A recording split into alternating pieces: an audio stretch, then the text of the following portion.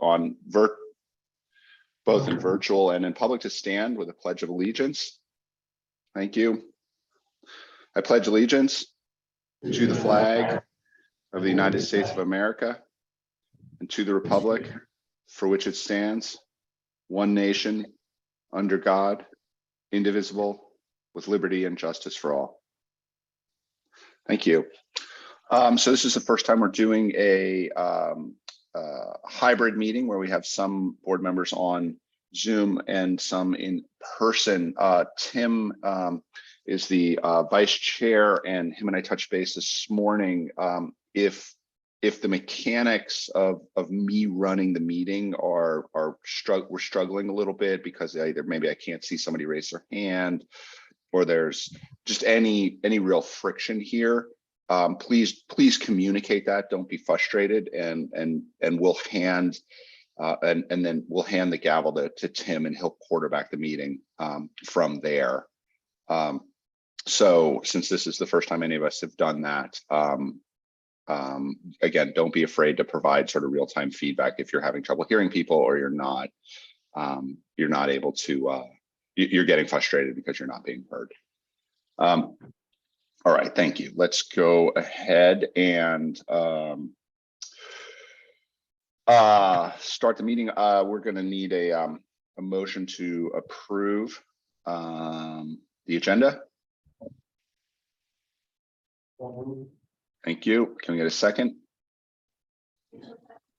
Thank you. All in favor, hold your hand up and say aye. A brief discussion on that. Oh, John, I think as staff, we would ask to remove item 5A1, resolution 22-10. We're not in a position to have that voted on today. So I would ask that someone could please move to amend the agenda to take that. And then you're going to amend his motion to remove that. 5-3-1. Yeah, the resolution 22-10. terrific. Okay. Any other amendments? Oh, terrific. All right. So all in favor of the agenda as amended, your hand up, say aye. Aye. Aye. All opposed? All abstained? Okay, terrific. The agenda is set. So let's go ahead and open the floor for member comments. John, I'm going to give a quick safety briefing, if that's okay. Terrific. Okay, so there's 3 exits, one behind me, one through the kitchen, and one out the door that you came. If there is an emergency, we'll let you know. And we ask that everybody go out as quick as exit as possible, whatever that is, and then get away from the building. But we actually have a muster area.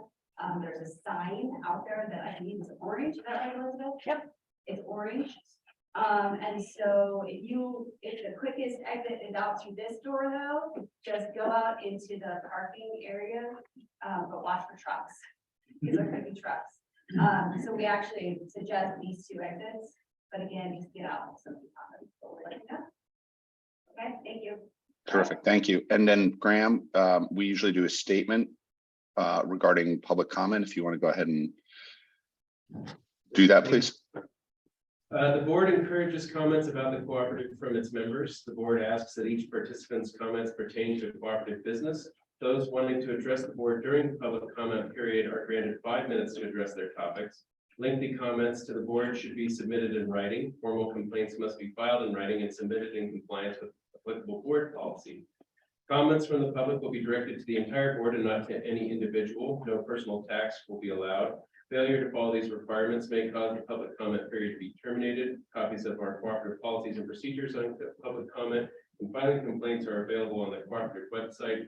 And I'd like to make a brief statement on this particular meeting. This is our first hybrid type meeting. We haven't quite figured out a way for any member that's attending virtually to comment at this point. We'll only be able to accept comments from people that are here in person. There are other ways to comment, as the policy, as I just read. You can comment in writing. You can also contact your district directly. And we'll keep working as we continue to have these hybrid type meetings to try and find a way to facilitate that. But for today, this is what we have. So I'd open the floor for comments. Is there any members here that would make a comment? Okay. So, John, I don't see anybody in person that's indicating they have any comments. Terrific. Okay, well, thank you. Let's move on. Okay, so next item is item 3. We need to go ahead and approve the consent board items as usual. If any board member would like to pull out any item from the consents, this would be a good time to let us know. Okay. Approve the consent board items. Second, Ed. Terrific, thank you. All right, all in favor of approving consent board items, hold your hand up, say aye. Thank you. All opposed? All abstained? Terrific. All right, appreciate that. Let's move on to CEO and staff reports. Jessica, the floor is yours. Hey, good morning. So Drew is going to share the dashboard on the screen. We're excited to see everybody. Holding on this, we had to dust off our suits. Some of us don't recognize each other, like Garrett.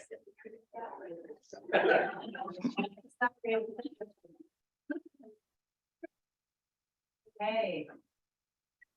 All right, so we'll start with the dashboard real fast on the first slide.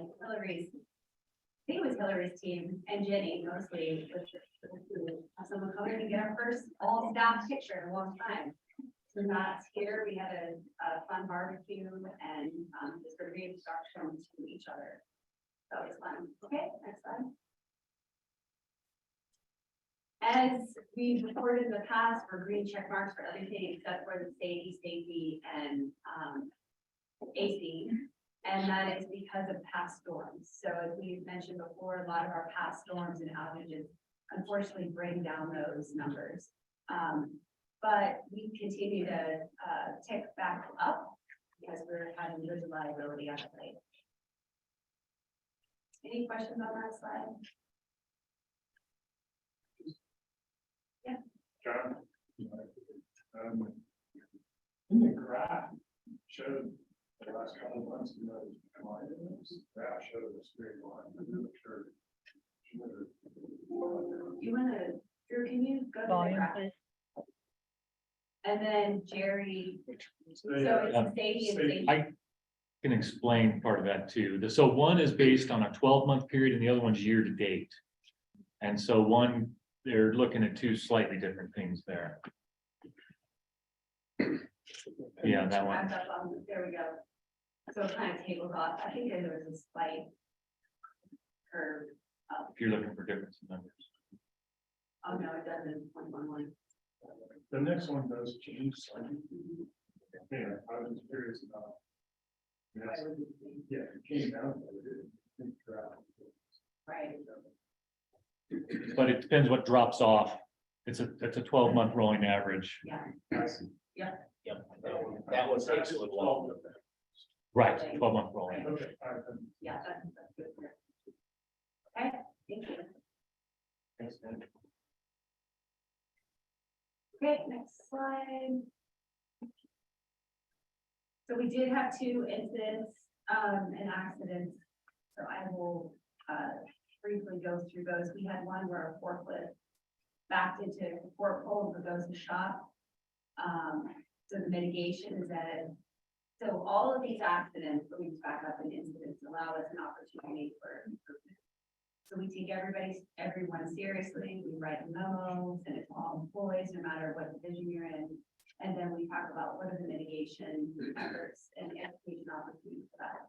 So this one, we're reviewing our backing procedures and retraining all of our crews. We're doing safety trainings. We've always been doing safety training, so making sure we talk about even backing. We have it in the safety video that we send to all employees. And again, we also write the safety memo. And the other thing is we did paint all the support poles. That was probably a good idea to do in the first place, so they're now painted bright colors. And the other one was a meter shop, when employee twisted their knee on a muddy slope while changing out a meter. That is unfortunate, but oftentimes part of the job for the meter readers is having to climb over things. We are increasing safety trainings on that. It's already in the safety video, and we're looking at more education on trips and falls. Trips, slips and falls is a class, and we're talking about maybe trying to get a local person in here that's educated in that to come in and do some monthly trainings with us. So, and then that's it. All employees are returned to work on modified duty and expect full recovery after the prescribed rest. So that's good news. Yes, sir. On that day, so on the third one down, that most utilized EV charger. Yes. That's exciting, but why do you think that is? Yeah, we actually, they're right. There's, Rachel's absolutely right. There's not many options. If you drive across, that's kind of the first point where you can actually charge. So we were also excited about this. So we're going to reach out to the Colorado Energy Office and challenge and say, you guys are maybe think about putting more for the most utilizing the state. So it's good news. Yeah. On the reject pole replacements, Yeah. because of increase in member job, is that because the job was completed, or members of that in the way to get stuff done? Jerry, do you want to answer that? A lot of it just has to do with supply chain issues, both on our ends and on the members' ends. They're having trouble getting windows as much as we are with transformers. And so the request to start a job has just really slowed down compared to what it usually is this time of year. But you still have a backlog there, but when they get the supply. We do, yeah, and we're doing everything we can to mitigate our end of things. Luckily, I guess it's luckily, the members are running into the same issues. And so when they're ready to start a job, they call us, say, we're ready for this job to be completed. We just are not getting those calls like we usually do. Thank you. Yes. I'd like to just speak to the point on the accidents and incidents. While it's not good that we have them, I believe having them reported speaks very highly to the culture. A zero defect mentality is easy to have, and we just don't say anything. We don't want that to not be a green check. And it takes multi-layers of leadership to say it's okay to report it, we want to report it, we want to improve it. So while it's a red X, I think it still speaks, it's a green check on culture where people go, we're out there, we're driving big equipment, we're doing, intercepting the dangerous situations in terrain, then still reporting it. So I think it's a positive to have that. Yeah, appreciate that. Yeah, that's a testament to the VP and back. They really worked hard to build the trust and respect from the employees to know that the employees can go to them and say, I messed up, and they're not gonna zoom out. We're gonna work on a plan to make it better. Thank you. The only other thing I would, go ahead. I was just gonna say, kudos on the education plan, like that, with a lot of feedback, and so I learned a lot. Yeah, good. Yeah. Good, again, good job to the team because that was an area of continuous improvement that we needed to work on to help with fire management, so. The only other thing is Admiral Mike McCabe, if anybody knows who that is, a really famous gentleman, kind of a godfather in the Air Force. He came out here to speak at Economic Alliance and asked Mike French. I'm sorry, maybe. Wow, I get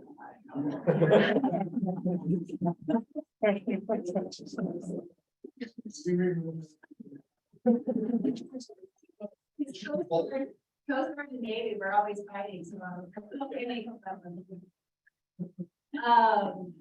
so he asked Mike French, he wanted to go into a business in the community who had a similar philosophy and leadership, and so they chose us. So we're the only company that he came to. So we felt really honored to get the leadership team and we included all the supervisors. We have really amazing experience. I wish. No. Now he's never gonna let me do that. Okay, next slide. Thank you. Maybe. So that's- Oh, maybe, I know, Kirsten's gonna be not. So here's the admiral giving his talk. Again, if those that don't know, I'm a pretty spectacular person. I'm sure Kirsten knows about him too. He actually advised the people on both Top Gun movies. He was Wizard, which was Merlin in the movie.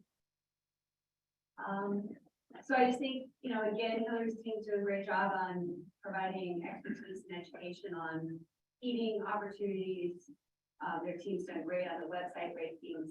And the last one, which is what I mentioned, is they asked for me to co-lead the leadership breakout with the general or with the admiral at that company. So again. Yeah, on the heating webinar, I'm assuming, how are people, getting the appliances? Is that a big supply chain thing? Hillary, do you have that? Specifically speaking about heat pumps? Yeah, heat pumps, and I mean, you still can't see them at Home Depot, and I'm just wondering, what are we telling people, you know, when they go to these seminars, how are they finding it? They going online or? I do believe we have local manufacturers that sell them. People are also buying them online. I haven't heard anything about supply chain issues impacting heat pumps. The biggest hurdle at this point is contractors willing to install them. That's something we're aware of and something we're working on. Okay, and what did we tell people as far as getting them installed? You just have to wait in line or? Yeah, we do have a list of preferred installers for heat pumps that have gone through the tri-state heat pump training. And so we provide them that list, and then it's really just a matter of getting in the queue. Thanks. Okay, next slide. So the, I have my hand up. okay. Sorry, Kirsten. Yeah, sorry, I wanted to catch it before you switch slides. Continue on I-40 West, The, 53 miles. just going back to the, sorry, you can tell where I am. Going back to the Navy bit, you know, the military in general has been leading the way on a lot of renewables and a lot of self-generation because they need to be able to island and not be dependent on anything. And the Navy, because they've always made their own, you know, everything has to be self-contained, has been way ahead. So it's not surprising to me that this admiral and you'll see the Navy talking in a lot of places where we have a lot to learn. So I just wanted to brag. Thank you. Okay, so Carl and his team hosted the CREA Accountants Conference here. Facility, they had a great turnout, really positive. We were able to show off a lot of our things that we've been doing and then lessons learned, and they learned some things. So it's really a good sharing opportunity. Let's see, the NSU installed and complete. Really appreciate Elizabeth. Probably the first time you're seeing her in person, maybe. I was at the annual meeting and I met Oh, that's true. a lot of folks there. So appreciate her work. She's really working hard to outreach to other community events to encourage students to apply and get into the STEM fields so that we can hire great local kids to work at LPEA. So appreciate that. Okay, any questions? Kirsten, did you have a question? But Kohler raised his hand. Think she forgot. No, I'll get my hand back down. Sorry. Our MDV presentation, can that be shared? Pretty Yes, and I thought that was the same one that he gave. Was that someone who wanted to give a free list? His presentation on that one was a very technical one in concert with Holy Cross on how some of the control mechanisms were going and sharing with other utilities. I don't know that you would necessarily enjoy that one that much. We have that posted though, I'm just curious on our website. It wasn't reported as far as I know. All right. Okay, good question, next slide. Rest of questions? Okay, that is into the dashboard. And then Carl will go through these financials unless anybody else had any questions. You had a picture, you got skipped over with all the motorcycles in the parking lot. You have any that here first? Yes, Hillary, you could describe the event. I'm trying to remember exactly what it was, but what was it? It was there was a local Harley Davidson associated ride, and they just borrowed our parking lot for, one of their stops. Yeah, I think it was. one. VFW, it was a. Yeah, last year at the VFW. Place to pay, I believe it was the VFW. Yes. It might have been one of those other veterans. And so they asked if they could use our parking lot because it's adjacent to the highway. Great job. Now we talk about appendix questions. Okay. 2 points. One was just looking at the Hickenlooper bill for benefit without the school buses. And it just reinforced to me how, I think, so Hick, when he got elected, installed the local staff right out here. How important it is to have professional offices here. Because I think otherwise it's really sleepy. So next time y'all are talking to any of our local staffers, and you kind of buy them, tell them not to their offices. Yeah. Second thing was just about the solar installer update, and just reading, I know we got this in the policy, the right size on the bill financing, and maybe I lost it or forgot about it. Is that's different? So what we're doing with on-bill financing and what we support is different than the amount that people choose on their bills to go a little bit over, right? And so is there a reason to do a business thing? Yes, it actually, what I understand is the bank is requiring it in order for them to give them the loan.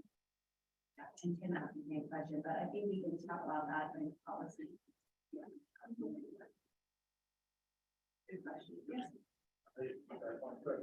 I did have a member ask me about this solar project, that's pretty, this is, You can have that. I don't know. No, we don't. don't. No, it's actually, Dan and I talked about AT&T a couple times, but it is completely independent in a private group doing that. And they're hoping to, I think, sell the output to the region, so it could be an opportunity for crossover and us contract to take some of their output. But otherwise, they're completely independent. We've been engaged with them and talking with them ever since they first conceptually started thinking about it. And if the price is right, yeah, we'd love to participate in it. Is it a good location? I mean, Yeah, I mean, for a system that large, you have to be very close to a source that can take it. And so they're gonna be feeding it right into the bulk electric system. They are not connecting to LPA system, they're connecting straight to tri-state system. Okay, Carl, you're up. You may have come Yep. forward. Yeah.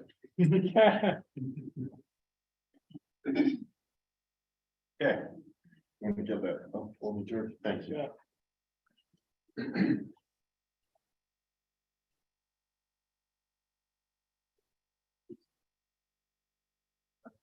Thank you very much. Although, wait, Graham's coming back, sorry. You can leave. I'll stand. Graham's like, no, you can take my seat. I'll stand and be good with it. I'm doing it. Okay. I think everyone feels good when we get you.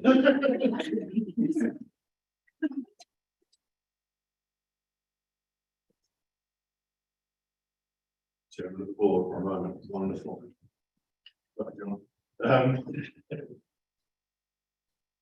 So September financials, we did go to the first slide with some content. Thank you. So as you can see, 5 green check marks. We met all of our financial goals in September. Just to point out the long-term debt, you may notice it's declined from August to September. Tim asked about utilizing your line of credit.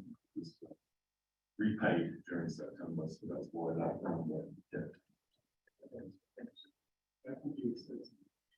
Yeah, so cash reserves are also fairly low, although in the group range, but that was because that line of credit was repaid. So next slide, please, Drew. So this is the one we only look at a quarter end. So how are we doing against budget? We're actually slightly under budget for Q3. Q3, we generally project some fairly low operating margins. You do get the back end of the air conditioning summer. But September is generally a pretty low sales month. So we don't project a great deal, and we're actually slightly under. A lot of our expenses were, Jerry touched on it earlier with there being less customer jobs. So our crews are more focused on maintenance, which is generally an expense rather than a capital item. The other thing to consider is the efforts towards fire mitigation. I know John would be very supportive of that. The drone patrols, we did another one in September.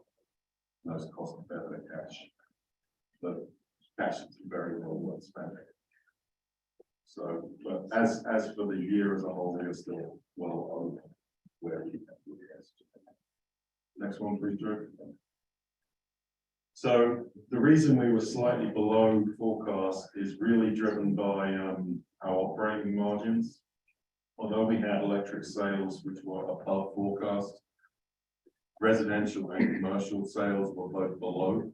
The increase was purely on the industrial side, where we do not generate those high gross margins.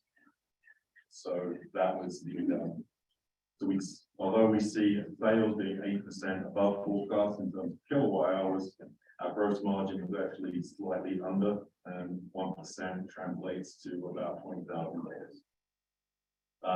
Operating costs were actually below forecast, labor being slightly under, but very, very close. $5,000 is not a huge amount. Our delinquent accounts, once again, that's actually the lowest it's been in years, 0.02%. So it's quite extraordinary, especially, in tough economic times. But that's where we lay at the moment. So, any questions? So on the delinquent account, I noticed that the consent agenda, it seemed like there was a lot more kind of actual dollar amount. No, it was. I'm not seeing it in October so far, and we didn't really see. But yeah, you're quite right. That was a longer list than normal. As you say, it's not a huge dollar amount, but it's something to keep an eye on for sure.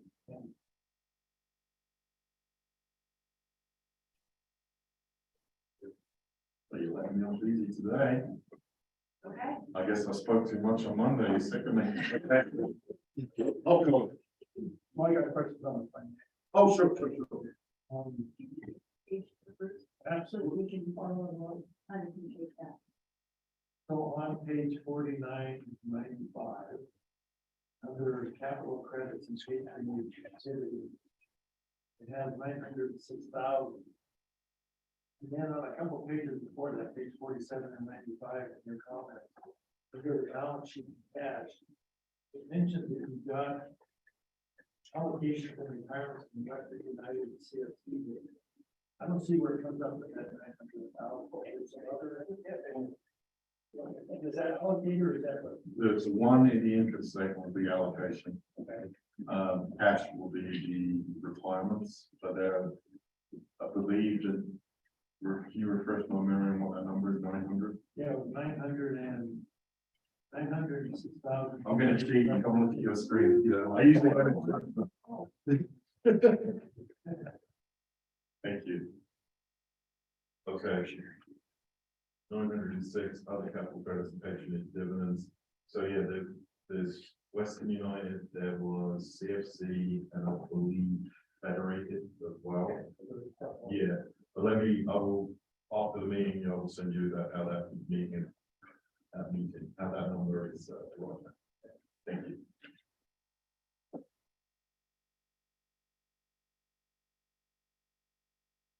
Okay. Essentially allocation. Yes. Yes. Great, thank you, guys. Thank you, being so generous. We just, Well, that's it, thank you, sir. Excellent, thanks, appreciate that. Okay, moving on. We are doing the FAQ update. And changes the board packet as a result of the outcome of the last Friday. And we discussed the changes based on learning. So there's still nothing else in the package for it. Yeah, so at this point, the staff, could John, we would like to bring forward an excavation contract that we need approval of. I think hopefully everyone saw the memo that we circulated on this. This is in conformity with budget line item. We have a $402,800 excavation contract for Bodo Park reconductor phases 1 and 2 that we would like to award. Anybody has any questions? We're just gonna put up the motion language as well. That's the wrong one, sorry, it's the excavation one here. do I have that? You have that. That was- Chris got that. Sorry, Drew's Sorry. doing multiple things this morning. Yes, More screens.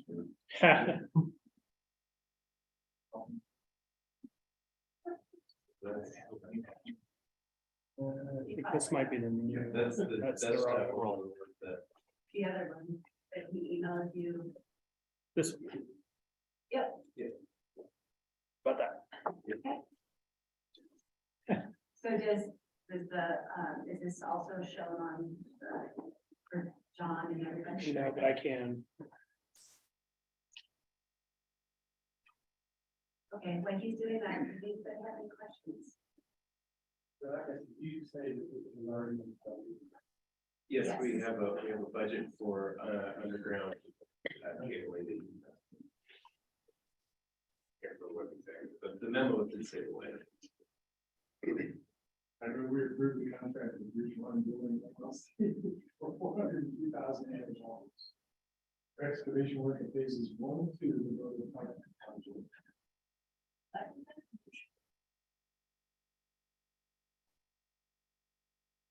Okay,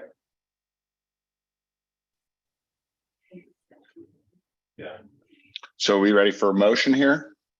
yeah, Tim made a motion and Oh. Rachel said, I think we're ready for discussion. Terrific, thank you. Sorry, I didn't hear the motion part. Okay, great. So does anybody anybody have any comments here? Is there an increase in the amount from when this originally came out? I don't know about that. It's definitely within our budget expectations.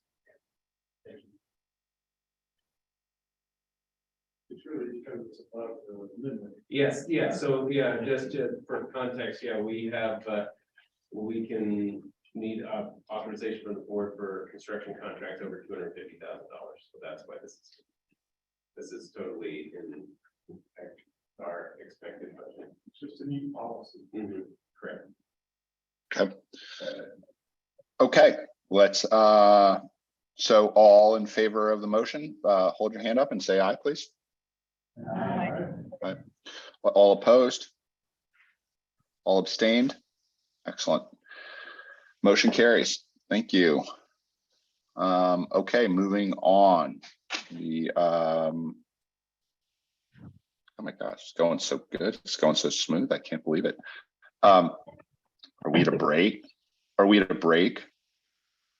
Or committee on policy? Do you guys want to take a break or you want to keep going? I think we should keep going. All right, let's keep going. So committee on policies update. Who's driving the bus? This is Ted. Yeah, this is Ted. Maybe make forward page or forward look at page 58 in the packet. That's the beginning of documentation for the committee on policies update. Committee on Policy met on October 13th to review comments from the full board related to our recommended drafts of the 3 policies, 111, 303, and 304.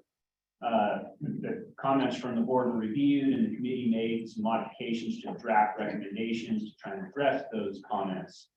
After that, the committee voted unanimously to recommend these drafts to be approved, adopted by the board. Paging down, if you care to or need to, the first 3 documents show essentially the results of the comment edit process. And then the second 3 are the clean copies that we're putting forward for board approval today. And board action is anticipated on these 3 policies. And next COP meeting will be November 14th. Currently, we have agenda to discuss LPEA's line extension policy, and also part of policy 103, where it relates to the delegation of authority to the CEO around the value and timing of construction contracts. So that's just a preview of things to come. And there could be other suggestions for that November 14th meeting as well. So yeah, I guess if, I appreciated the participation in the process. Again, it went well. It probably went more smoothly than any of these processes that we've handled so far. On the flip side, I would say, participation was a little bit less, but no real, I can't draw a conclusion from that. I mean, some of what we put forward here was extremely straightforward. Just, doing the job of revising policies to make sure they're consistent with other documentation that we might have. And as it relates to policy 111, we had a significant conversation in a couple of board meetings already about, well, basically about dealing with virtual meetings. And so we kind of felt that there had already been quite a bit of board input that wasn't necessarily wrapped up in the comment period. So comments were minimal. I thought they were pretty easily handled, although it's really the commenters who get to decide whether they were easily handled or not. So at this point, Committee on Policies thinks these are ready for action, but this is also an appropriate time to bring up any questions, concerns, or even just comments on either the policies or the process. Ted, we have a comment from Kirsten, if you can see that. Yeah. Thanks, Ted.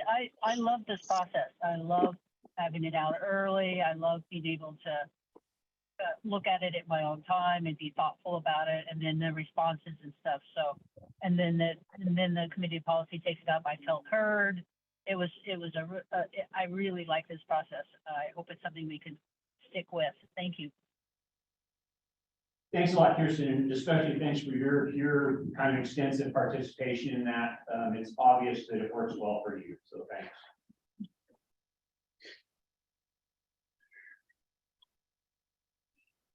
Okay. Rachel. Just to kind of pick up what I was asking earlier and make sure I understand. So the right size solar is just for qualifying for ongoing. This is not LPEA change policy for what size unit put on for that percentage you said earlier. Yeah. That's correct. Thank you. And just for the record, Dan is nodding his head. Okay. I was picking all of that up. Yeah, thank you. First of all, thank you for all your work on this. Thank you all. I am one of those board members who has failed to adequately participate in the process, and I do feel guilty on that because it's so important to do. And all of these policies were really in need, so I really appreciate that. The only real question I have is in policy 111. It is setting our annual board meeting and whether they're going to be in person or virtual. And in B1, it states the board will pass a resolution annually setting the dates and times and the locations. And so our staff has already told us it's really, really hard to do board meetings in Pagosa because of connection issues and whatnot. So the way I read this, you kind of set where the board meetings are gonna be start, all in next year in person, but there's no like, I mean, there doesn't seem to be any flexibility to have them anywhere else besides here. And that's how I personally read it. And so one of the things that has happened in the meantime is I spoke to the San Miguel board president. And they just held their September board meeting in the basement of a 100-year-old hotel in Silverton.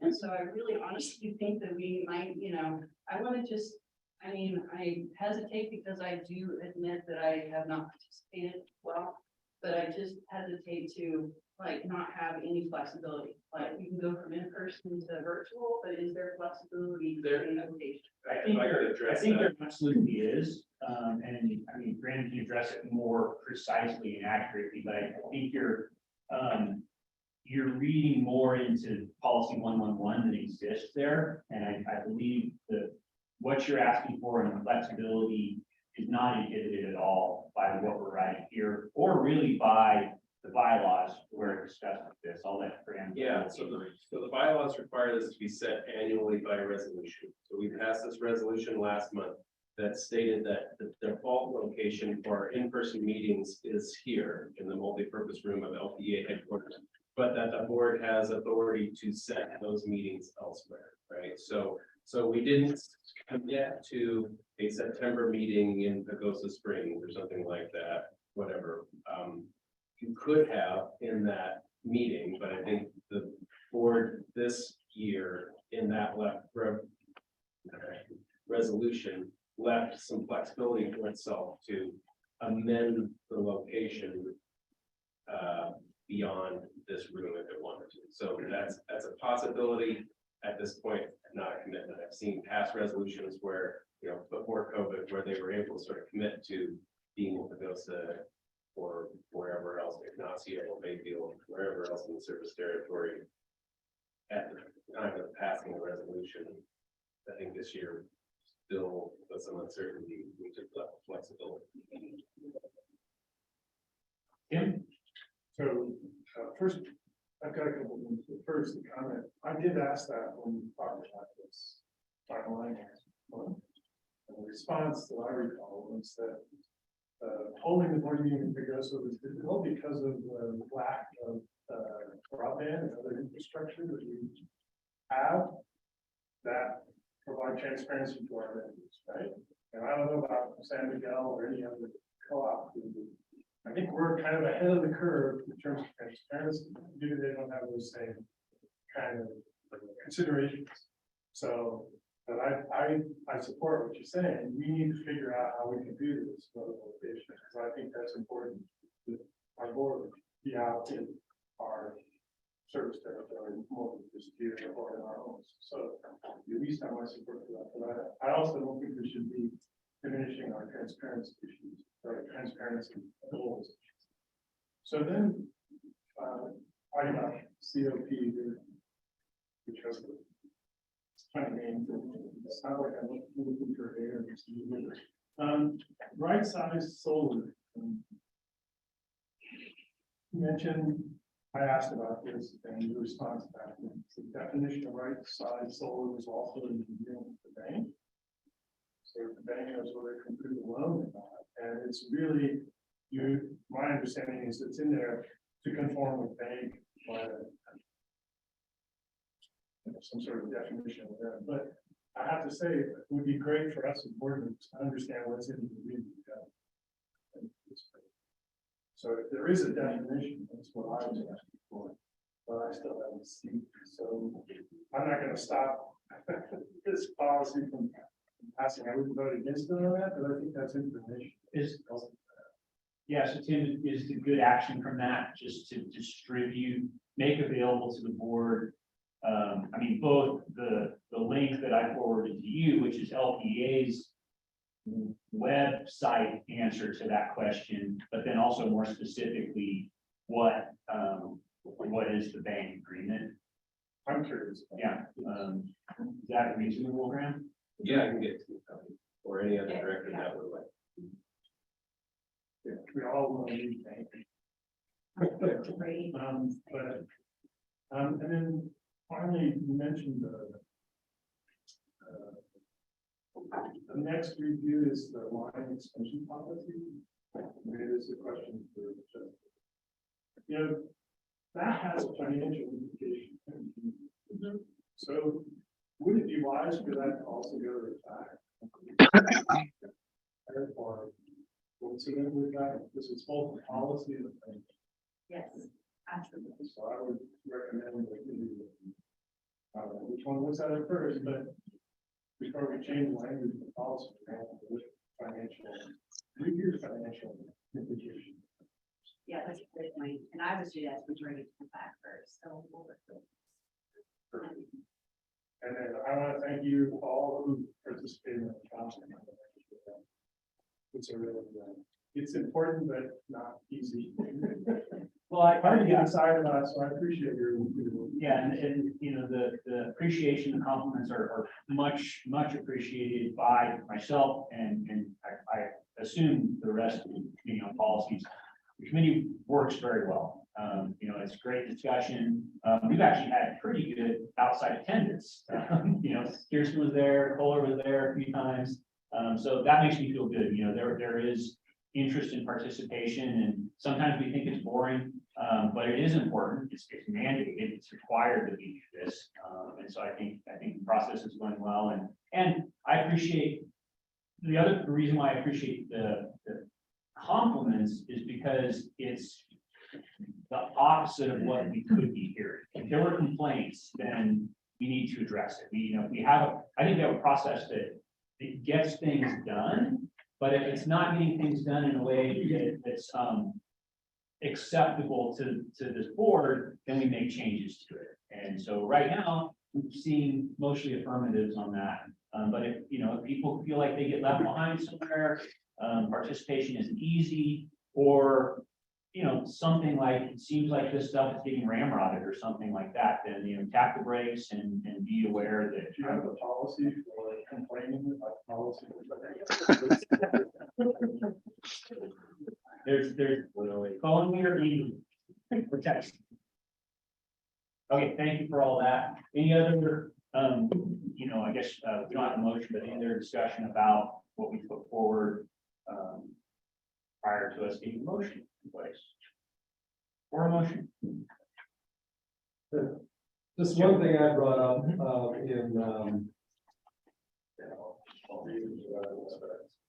guess is in 2011. I just think it's a good idea if we let others know that we're going to be attending virtually when there is an in-person meeting, just as a courtesy.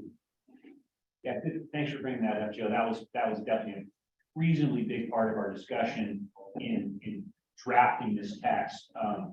And I think just to reiterate the point that the policy says it's the board, the director's responsibility to make sure that the communication works. If you're going to be virtual, the meeting is in person, you take on that responsibility for interfacing with staff, communicating with CEO, board president to make sure that happens. We didn't want to put too many restrictions on that. We didn't want to really define what that process needed to be, sort of out of respect for all of our ability to be professional. But to Joe's point, it's expected.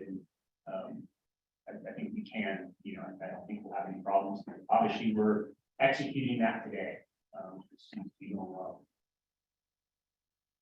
I move to accept the updated policies 111, 303, and 304 as presented. Excellent. Did I hear a second? Yes. Thank you. All right, discussion. Okay. All in favor, hold your hand up, say aye. All opposed? Aye. Any abstained? All right, motion carries. Thank you. Okay.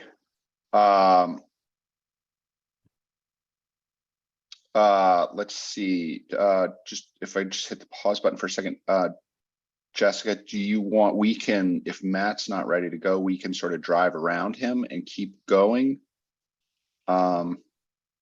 I texted him to see if he could jump on, so I'll let you know when he responds, but I would suggest moving to other items. Okay, terrific. Okay, so we just finished item 5.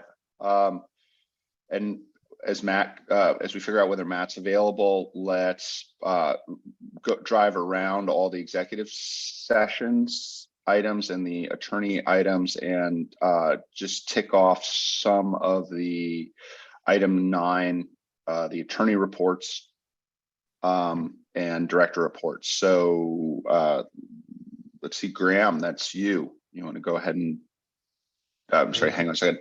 Is everybody okay with doing that? Any objections? Okay, terrific. All right, so let's go ahead. Graham, why don't you take it away, please? I'll just submit my written attorney report. Just if anybody has some questions or comments on it, if you might sort of refer to the bullet point on it before you make that comment, so I can identify whether it's a confidential attorney client matter that we should discuss in executive session or if it's something that's discussed. Joe.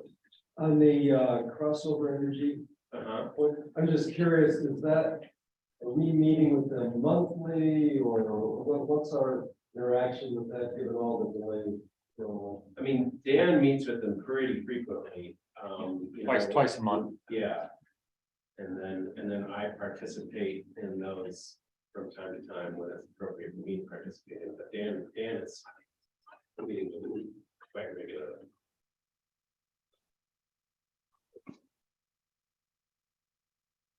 Any other questions on my training report? Oh, yes. Yeah.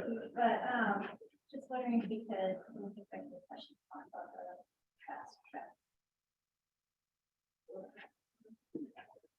Yeah, I think if when we go into executive session, we could probably just amend the motion to announce the topic that we'd like to discuss. But yeah. So.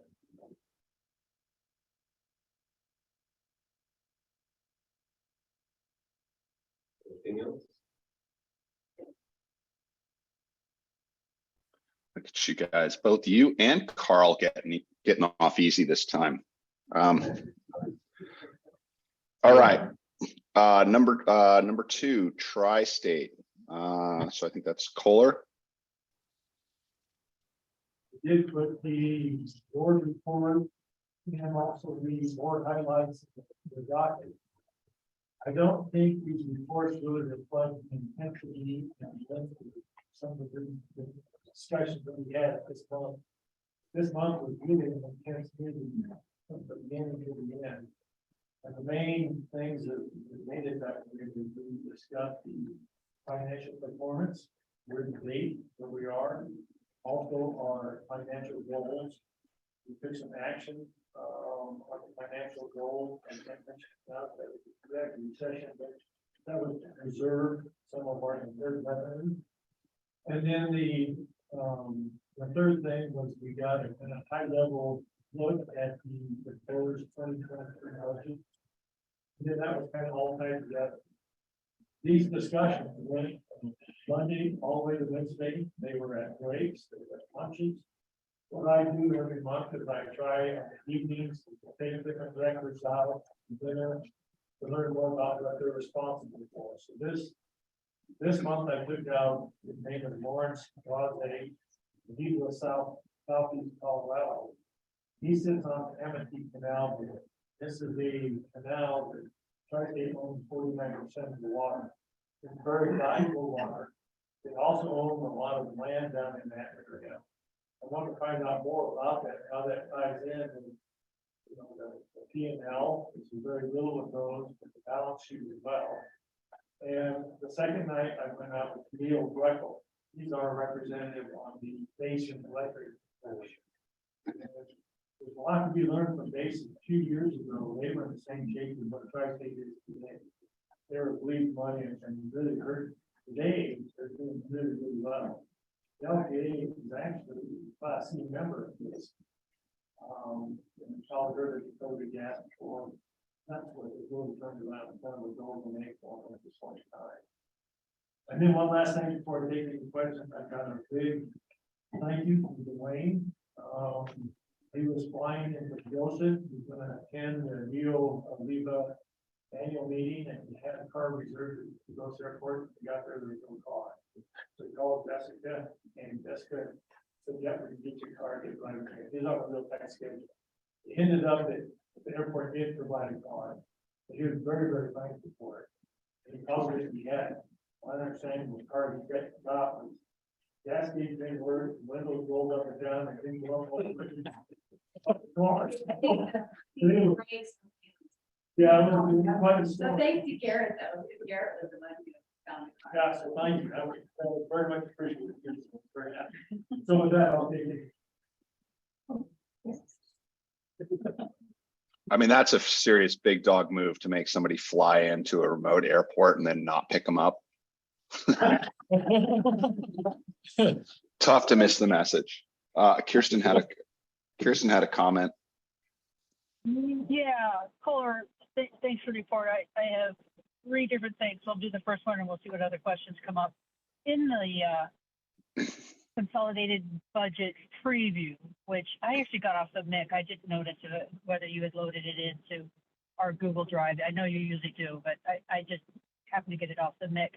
It talks about in the words, the draft, that they're expecting a decrease in the average rate for 2023. Can you talk a minute on that?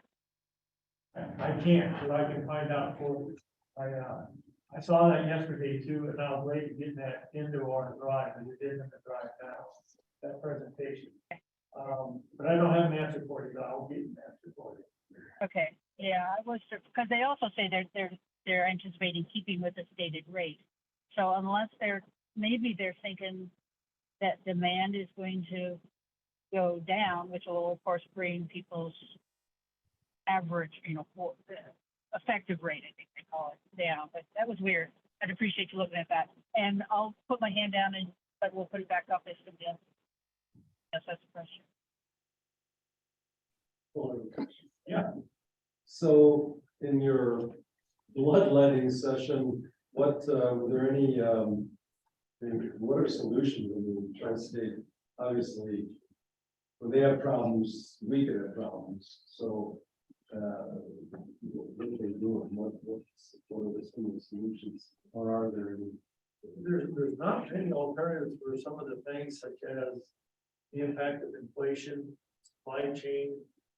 We just have to kind of work our way through it. I do believe very strongly we're going to see a rate increase in tri-state. I think that would get pushed. That wasn't formally talked about, but it definitely was being discussed with their drinking fountain and everywhere else.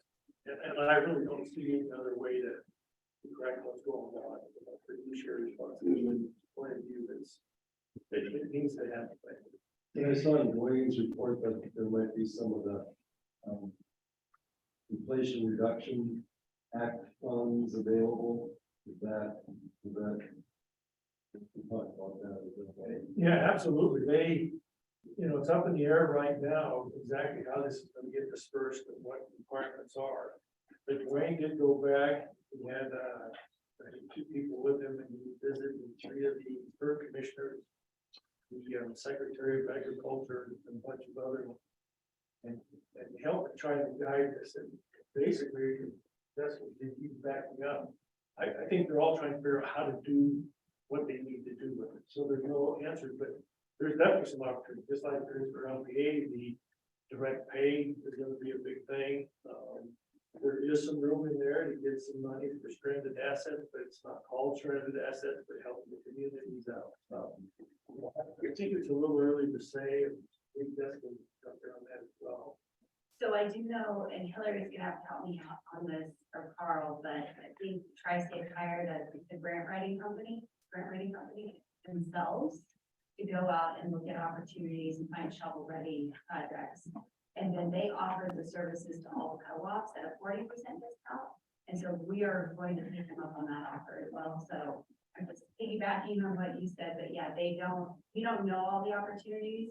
We actually have to hire a professional to knows as well, in her profession, because there's an art to it, that Tri-State doesn't have and we don't have. So yeah, they're gearing up to take advantage of all these IRA funds, and we're doing the same thing.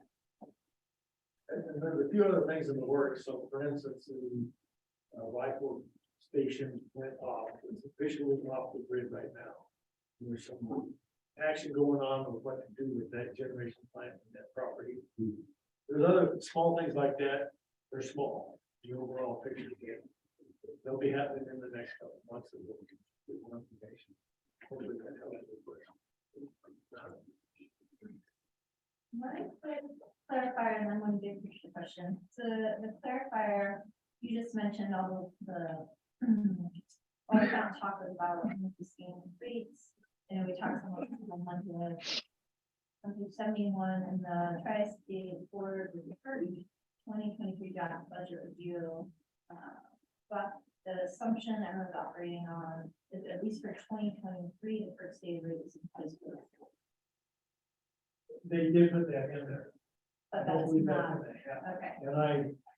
And I think, I didn't ask it, Jessica talked about that.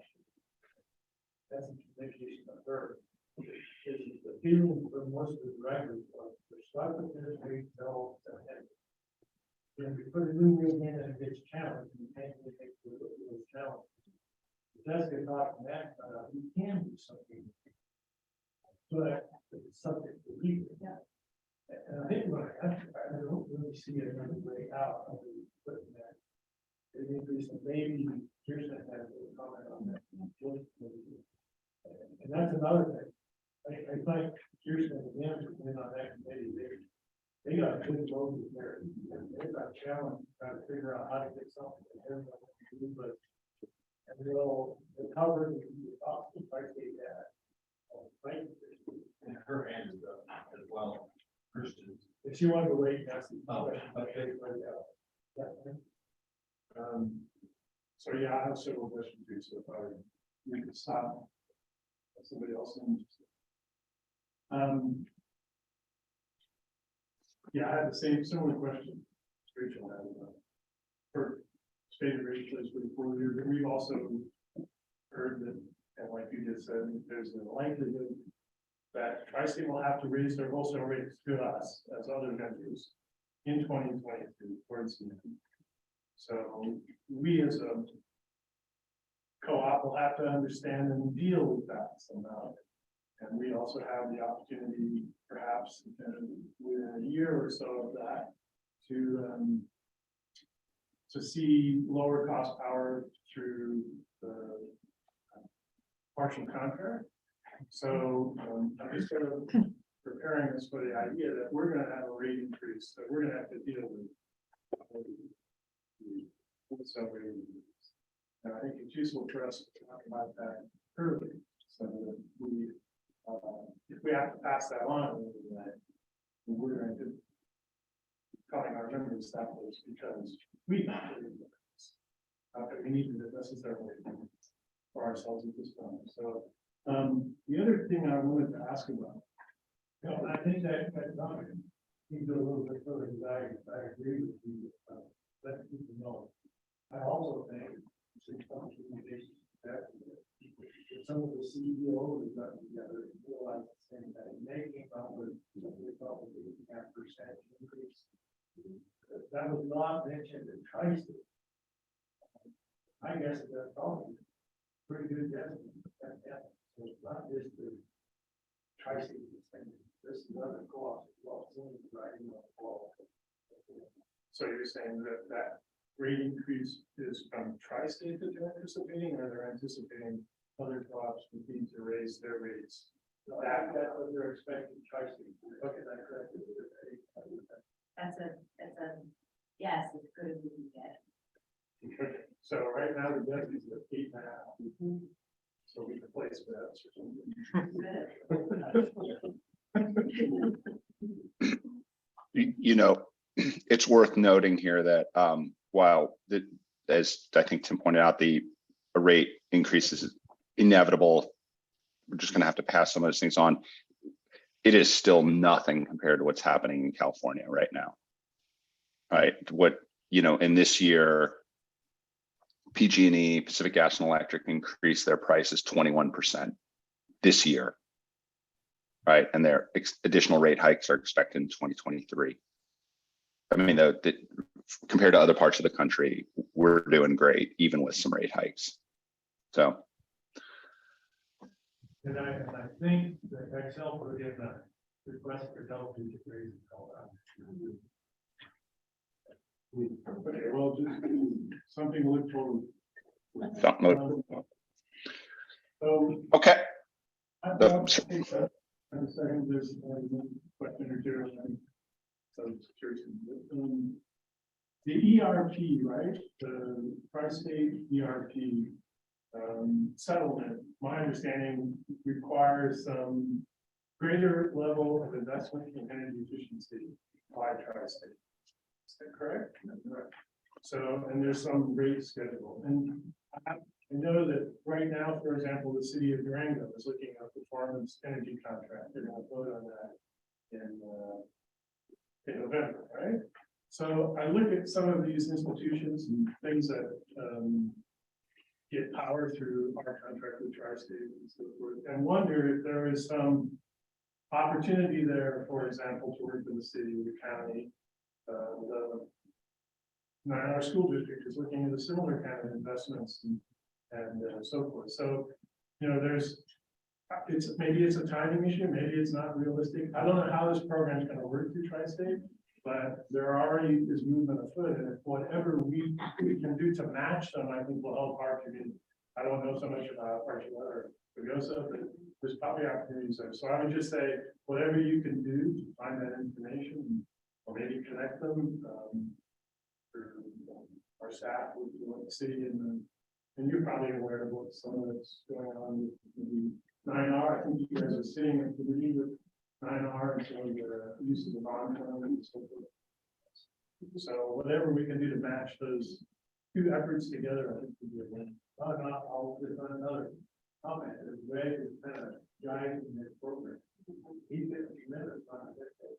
That's good.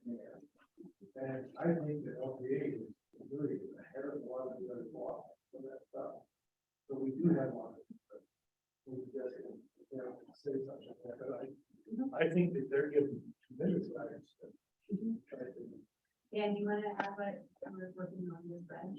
Yeah, and so, you know, especially as we see, there's so many layers to this, because not only do you have the ERP, you've got the IRA and the benefits that we're trying to align packages and get in front of this and provide these programs and services to our members, you know, before the onslaught of everybody putting things in comes.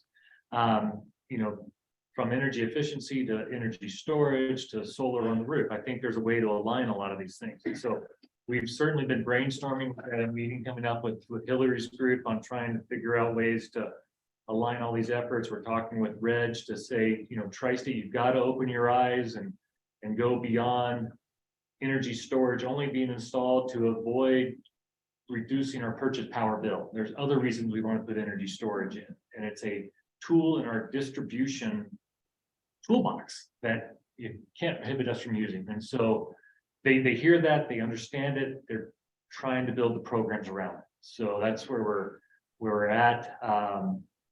There's a long ways to go, and I think we just got to keep pushing that envelope.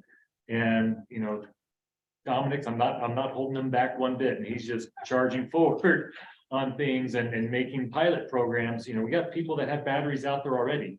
Let's put a pilot program around those where we can start to, see, I can't use the word control because we can't control energy storage, but strongly suggest that people turn their batteries on and off at certain points and try to work within the bounds of the contract if we can. And I'll add to that too, that one of my parts that I consider a lot of the drivers not into this position. That's what we have to do when we work on. Well, I really appreciate Dan and Jessica helping out there. They just need good guidance, help out and get support for that. It's a battle. I mean, I'm saying the majority, right? But the ERP demands, that's a settlement with the PUC that the tri-state on the newspaper, but it does demand, you still have, it demands a demand response. You have a lot of resistance, there's what we have to do, show that they're benefits of it. Try to persuade them. So it's, and I appreciate you, and I'll just be one last comment about it here, so maybe come back, but the city, this thing on November 1st, they're gonna vote on this contract. And I'm not sure if you worked with Marty or, but I think they could use some help to say, there's members of the council that want it. Why are we doing this? It's like similar to what you're saying. And it's like such a no-brainer. Yeah. Especially if there's a support we can provide in any of the crises. So, anyway, I do that. Thanks. Yeah. I am so glad you brought that up, Tim, because that's specifically one of the big things that I was looking at in this, and I was going to ask you, Fuller, what the perception of your fellow tri-state board members was on this energy and services, business plan. So from what I'm hearing from you right now, it's not as favorable right now as it could be. There's resistance. There is resistance, and I think it's typical of that 80-20 thing. 20% of the people do 80% of the work. I think it's the same with the board. And that's what we have to do, is work on and show them the benefit there. To get them going, and I think Brent is actually making this progress. Yeah, and I had a question. I don't know if this is directed to you or to CEO Matlock. Is it possible to ask Fred to do a presentation of this to us or maybe even the CRA board? Because I agree, we have to figure out how to get the benefits into the minds of, our fellow sister cooperatives here in the state of Colorado. Because really the success of this hinges on, getting more people than less on board. We need 80% on board, not 20% doing the work. And so, for instance, like the mandate says 4% of our peak load by 2025. That utility dive article that I passed around to you guys that was being used on the CRA board as a cudgel against air source heat pumps. In that report, it says that, a comprehensive package of DSM and DER programs can reduce peak load by 12%. And on a polar vortex or a big situation like that, up to 34%. And those start to become real numbers.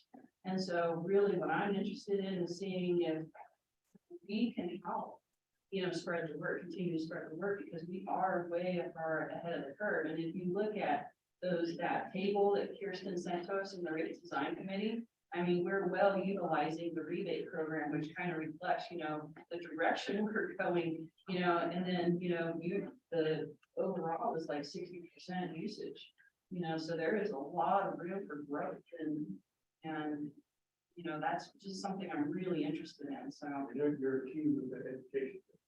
Very good. I would guess Greg was here for our annual meeting. He kind of did the presentation. I do believe he's always available to do it. Just get it organized and get it like that. I don't think that would be an issue. I'll ask him. Thank you. It may be a great opportunity for him to speak at the innovation fund coming up. So you may want to talk to Ken to see if he can keep in your presentation inside. They have a pretty good agenda right now. Okay, terrific. Kirsten, do you have a comment? Your hand is up. Yeah, I've got two more. One is a question for both Kohler and for Jessica. It's about that copper stealing stuff. So apparently that's a big issue, or can be a big issue. And my question for Jessica actually is that a problem for us? Or what steps do we have in place to prevent that? Was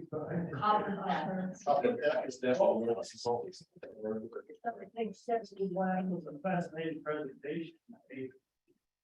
Yeah, I think it was 19 substations. Yeah, got a couple, man and a woman. And what they were doing was cutting the cable out, the grounding cable. They cut a hole in the fence, go in, and they put some critter cams up, catching folks, a few other things I can't mention. And they got it. And it was pretty amazing. The damage that was done from this. And they called them to return. They actually caught him at a gas station and inside their car they had some the copper and stuff. There's a presentation I would show some of the things I drive. There's some of the pictures and show you the substation, and it was a big area. Create a lot of issues, and it could also create some real serious injuries to people with substations. Yeah, I've asked Gary and Gary about this. You guys want to expand on that, on copper? Knock on wood, we have not had any issues with copper theft. It's always on our radar, and I mean, we carry reels of copper on every truck. Every pole has copper on it, as a ground wire, and of course, the ground grids inside the substations. We do monitor, with video, portion of our substations, and then that is in the work plan to get all of them monitored with cameras. But like I said, knock on wood, we haven't had any issues with that. Just the safety risk in the actual theft itself, you know, we can get that out there to the public if it ever does become an issue. People die on a regular basis cutting ground wires. They think it's safe, and it's a current carrying conductor. And I've seen some very, very gruesome photos from it. In the Northwest, it was a huge issue, and so what they did is they passed a law in the state for scrap metal people to accept it. And so it was almost a felony to scrap metal people to accept the material, and that's what stemmed it. So hopefully Colorado's. But they have that in place, but you have to have proof of source, and you got that copy. But there's a lot of metal salvage places that kind of. Right. You know, in fact, Yeah. that's an issue. And I don't know if I made it clear, this couple of copies, they were the ones for all night. Okay. Kirsten, did you have a second question? Yes, sir, I do. Yeah. Go ahead. And that is, going to go back to the financials.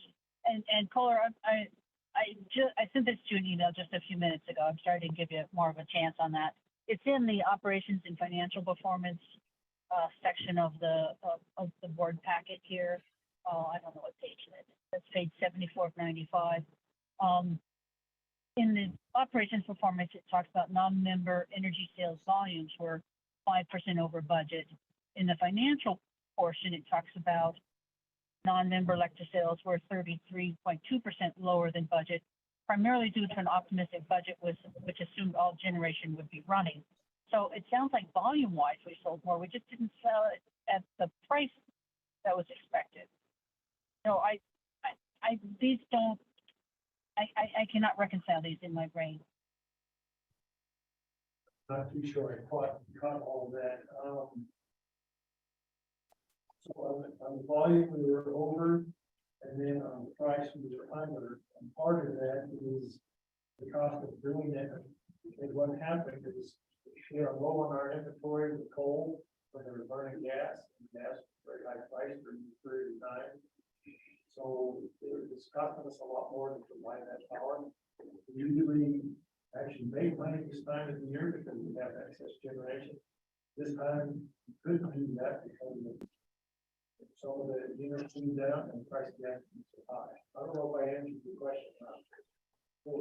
Well, that would explain a net, but this isn't talking about net in either of these places. One talks about volumes, one talks about sales. So it shouldn't be that if fuel is more expensive, because that will show up in how much money was made in the net. This is more talking about we sold more over budget, 5.8% over budget, but sales were 33.2% less. And the reason for it is primarily on generation that wasn't running, had an optimistic budget, but that doesn't make any sense because that would say it's just a volume reason, and it must not just be a volume reason. It's got to be a price reason. We weren't able to sell it as favorable as prices as you can do when things are really peaking out there.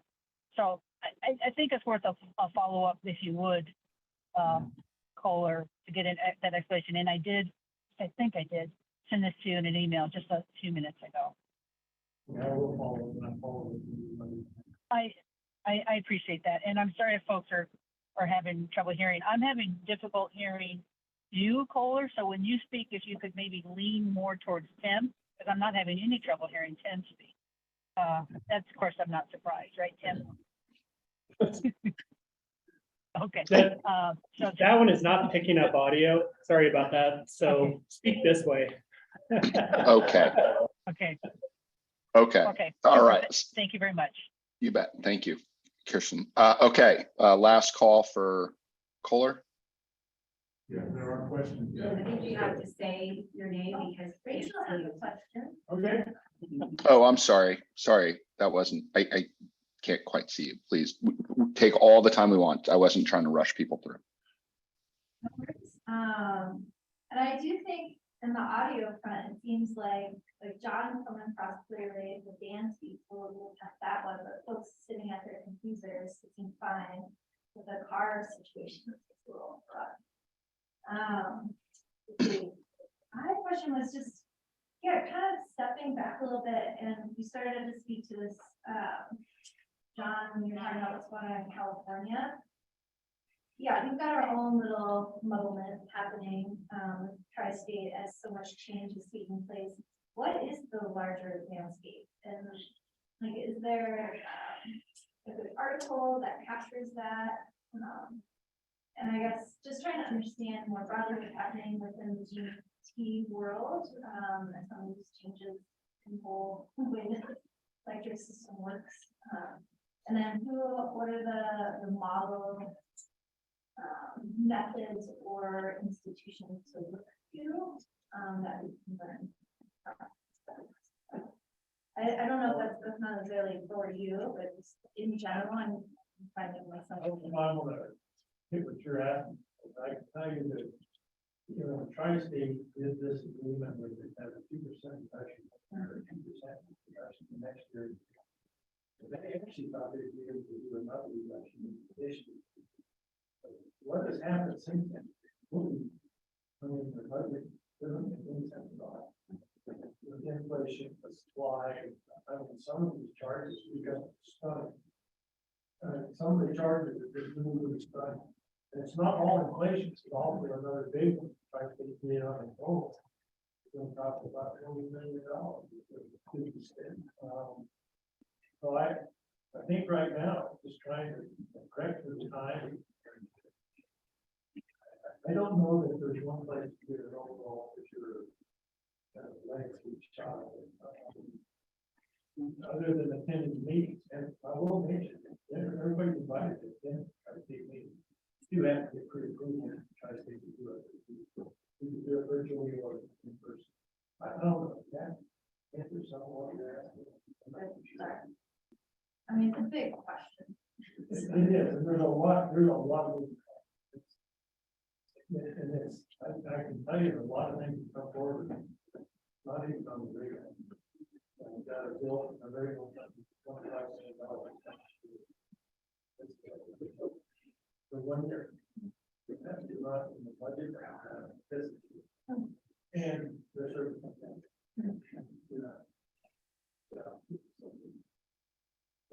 Tim? Yeah, this is Tim. That's going to be 2 more questions. Well, so far.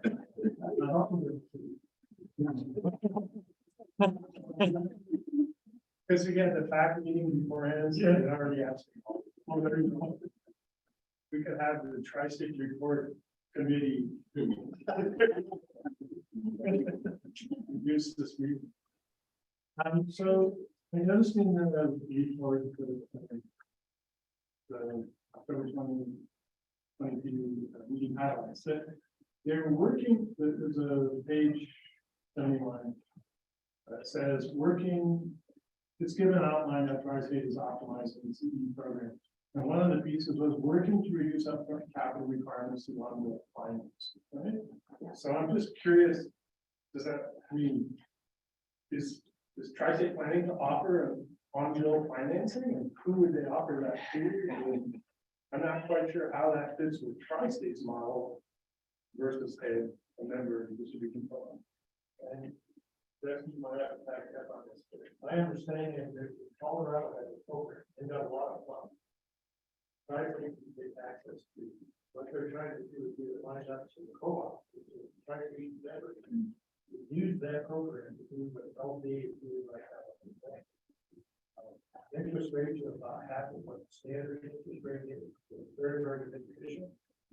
But really, what the program is trying to do is really try to set up the co-op that they can get it online financing. We're already there, but the benefits for our measures is get it at a lower interest rate. And that's what they're working. So it's through the state of Colorado. I don't remember the program. Yeah, Hillary, Carl, do you have anything else to add to that? Because we saw that was part of the rebate program change that they were making for offering the on-bill financing. No, we'll have to get back to you. yeah, It just brings up a lot of questions. We all have those same questions, Tim. yeah. Okay.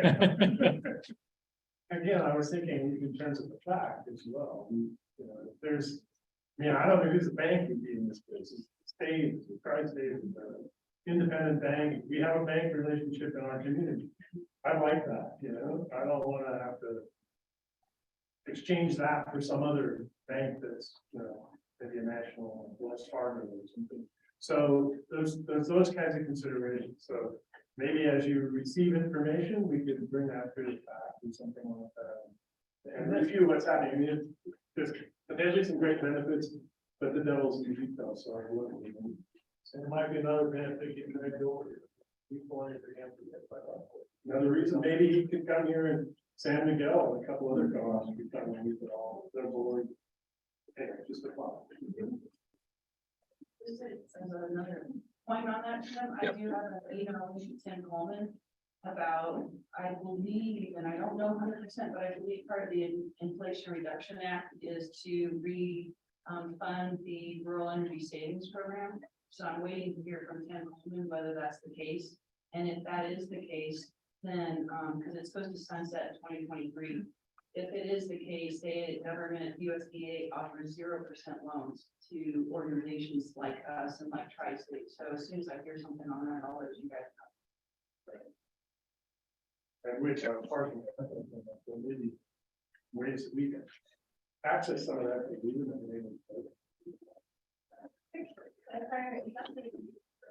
I'm sorry, that program? No, it's for us. Oh, yeah, Ted, this is really just a comment, but it's tacking on to Rachel's question, if you will. I know Polly looks at this online rag, the utility guy, right? And yesterday, PPA prices jumped 9.6% in Q3, and they talk about reasons, and you can get regular updates from this, and it's only one source of information, obviously, so take it with a grain of salt. But John made a comment just previously about, California prices. There are a lot of ways to do pretty simplistic research and see, it's just going up. And I guess my comment is, we don't have any control over that, really. And I think our position should be to do the best we can with that situation. And I think we've set out guidance for ourselves to exactly that extent. We sit here and we like to hope that we don't have rate increases. We like to, we like to presume that we're going to decrease rates. We're going to decrease costs to our members. And we have to recognize that that's not entirely within our control, but we've set out guidelines for ourselves to still win, quote unquote, in this environment. And so to me, that is, maintain that goal of, lowest 30% in our, within our peers, right? So we're all facing similar challenges, but if we can navigate those challenges better than 70% of the people out there, 70% of the other co-ops or whoever we're going to consider our peers, we're doing a great job. And that's the best we can possibly do for our membership. And so even in light of what appears to be call it a difficult situation, prices go up, it happens almost always. We can still take away from that some optimism and some initiative to keep working hard to actually do the best for our members. So just a comment. Okay. So in the report also, it mentions a new general counsel, Jay Durhan. And I'm just curious, it said that he did some work with Tri-State previously, right? So was this firm the one that taught us in the PUC? I don't know. Do you know any of the background work that they did for Tri-State? No. I do. Let me get that text up, because I asked him the same. This gentleman actually worked on behalf of Tri-State during the DNEA fight that. One of the PUC, he was fighting on behalf of Tri-State against the Okay. So any other background that you have? So he had, so is that a Dwayne appointment or is it Joey? I believe it was Dwayne or Wild. But it's Dwayne's hire, not otherwise. And then one final one has to do with, given the IRA, and I know you might not be able to answer this, but it's a question I think we should ponder going forward. So in the ERP, there's hundreds of, or close to 100 maybe, bids that were received by Tri-State to meet their ERP over the next few years, right? Almost all of those were set up as PPAs. Right? So with the IRA and the application, similar to what we've talked about here, is there an opportunity to lower those costs for acquiring those by utilization of the IRA tax credit for Tri-State? And if so, how would that pan out in their ERP filings? That's a question. Maybe it could be answered later, but it seems to me I would hate for us to build rates and forecast now on PPA costs if they could come down somewhat. By virtue of the IRA. I would like to see how the invoice goes forward. And those questions are being asked at the board. Okay. And one of the things we will do that is finding the position first. Well, you want money out of pocket to them, right? Better saving. Right now, we're not. Don't have a cap, don't have the debt capacity to use the thing. At a certain point, we want to be real careful with that. People who are headed for, we're chewing up a lot of cash. A lot of cash. Yeah. So you're right. I mean, there's some opportunity there. Less I heard an interesting meeting Tri-State costs $100K. Yeah. So we're really cheap. Yeah. More scones. Okay.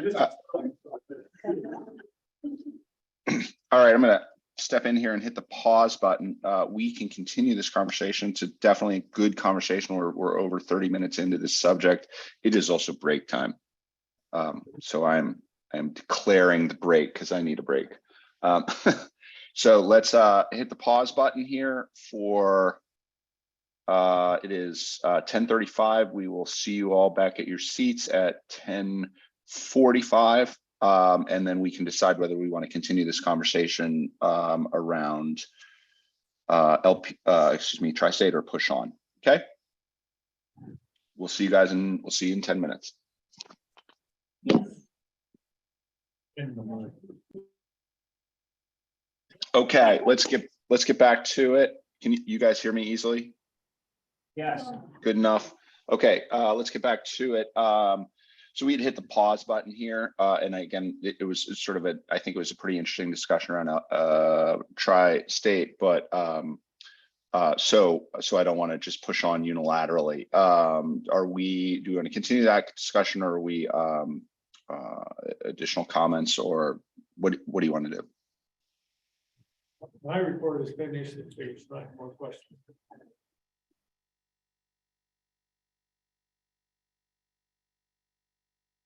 Okay. All right.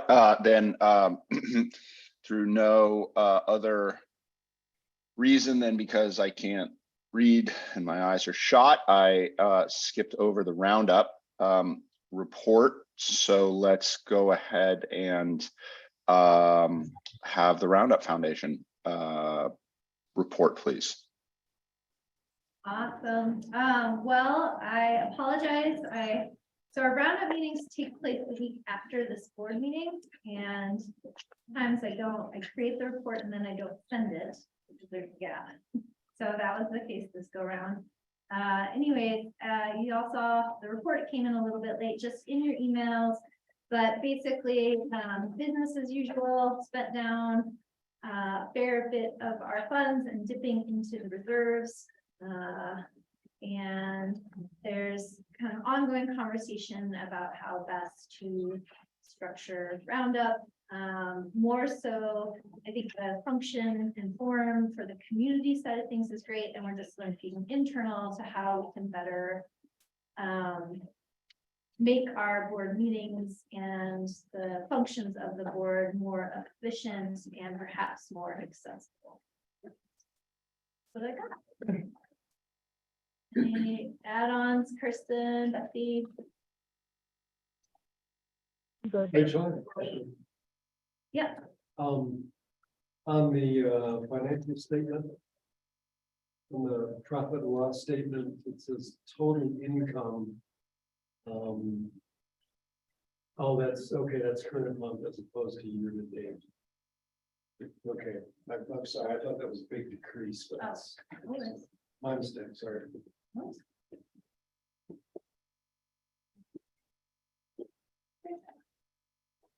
Okay. thank you. Terrific. Let's see, next item. So you did Roundup, you did Tri-State, Fast Track. All right, so in my report, I noted that there was the annual meeting prior to the regular board meeting. There were a few, maybe Kohler, did you attended that? Yeah, I can't remember who else was attending.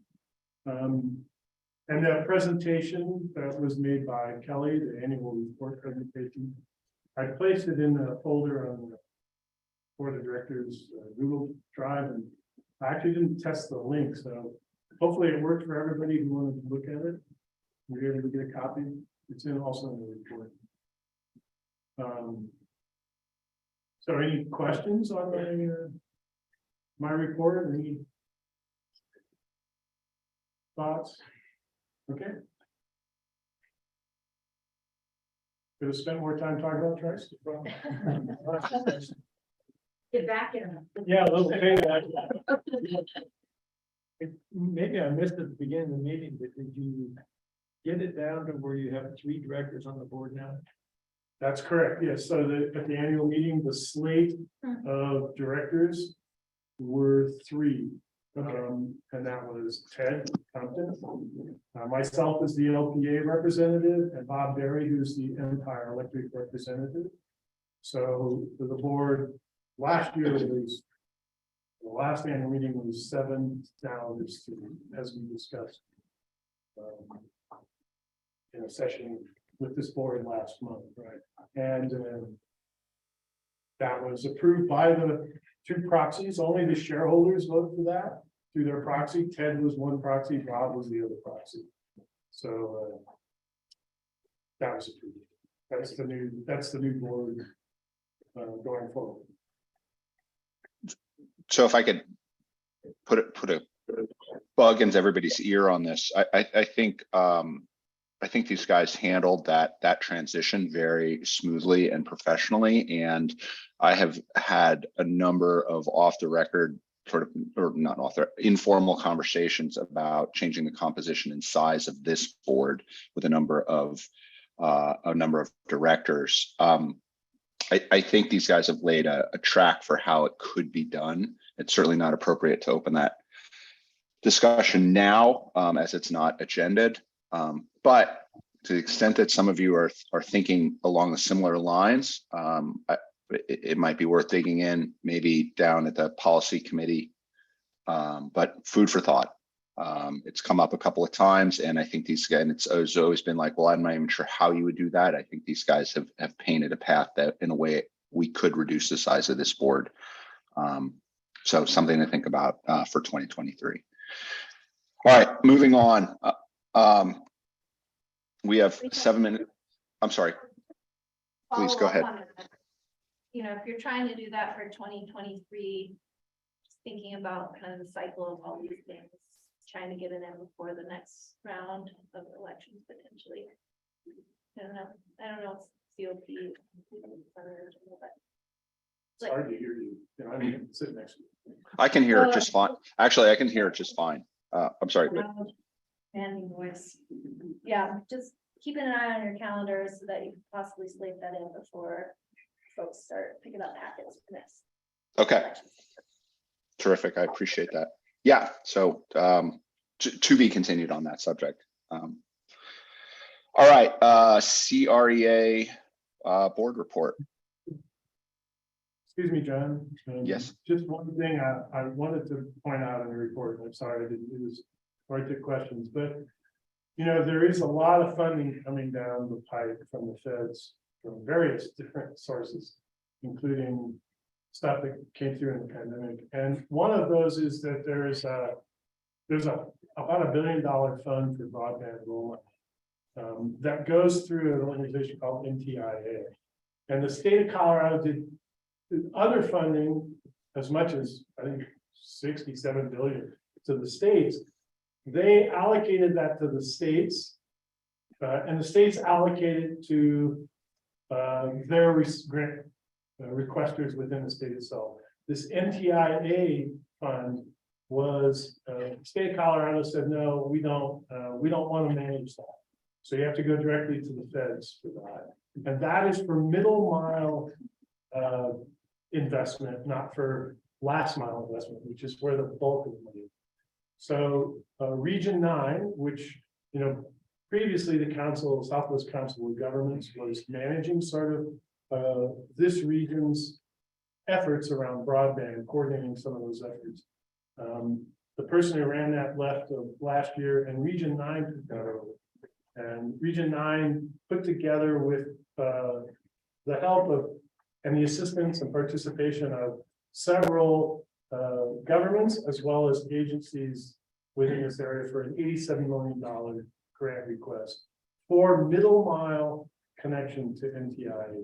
So that isn't granted yet, but it's an indication of how we can work together as a region, and we might be able to get more funding than if we are just doing this discreetly on our own. And I know LPEA staff helped on that as well. Right?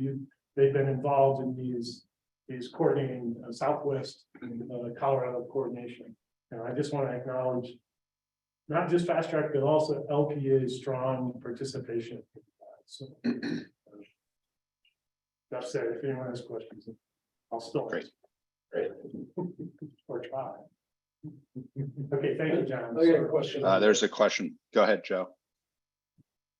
So Tim, when you say middle mile, I mean, what percentage of the system is that? Is that, is that 3/4 of what would have to happen to get fiber to the home, or is that 1/4 of it? Can you, and I don't even quite understand what middle mile is. Right, yeah, those are wonky terms, so, but I didn't use an abbreviation. So it's not the MM. So something that goes from, say, New York to Los Angeles, right? That's a long haul fiber, right? And there are these across the United States, right?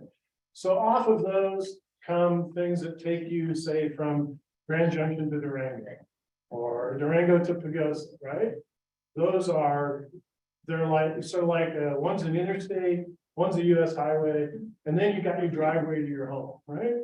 Well, the middle mile, if you will, are those sort of state highways, US highways, different than the sort of interstate, right? And from those, they feed, you have to have those in order to be able to feed into a driveway into your home, right?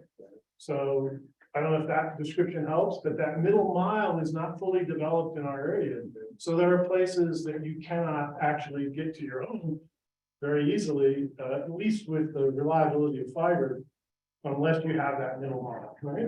And there can be middle mile that is not just fiber, it could also be over the air, you know, and radio waves, that kind of thing.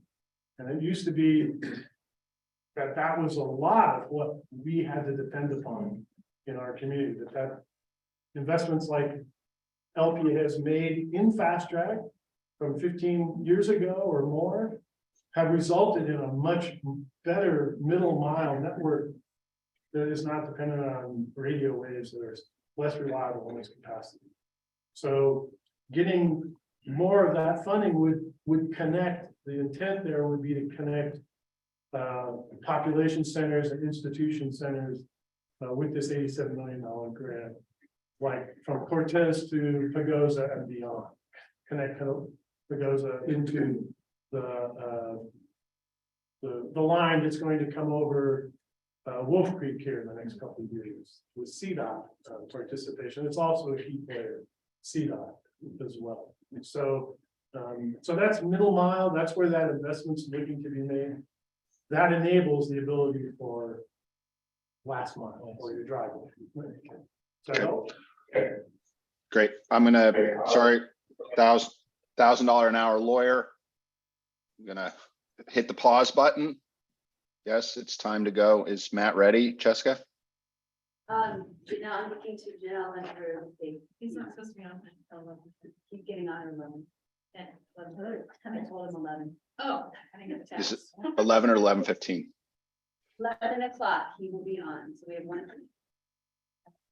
We have what? We have 1 minute.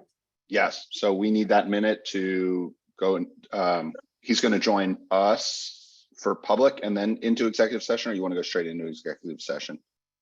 He can give a quick public update. Okay. And he's on now, so we're good to go. Rock and roll. Okay, Matt, welcome. Hello, how are y'all? Good, thank you. Thanks for joining. This is a public session. The floor is yours. Great, thank you, John. It's good to see all of you. So pretty material update from the FERC side on September 29th. The ALJ issued her initial decision in the contract termination payment case. So this is the full tri-state buyout case.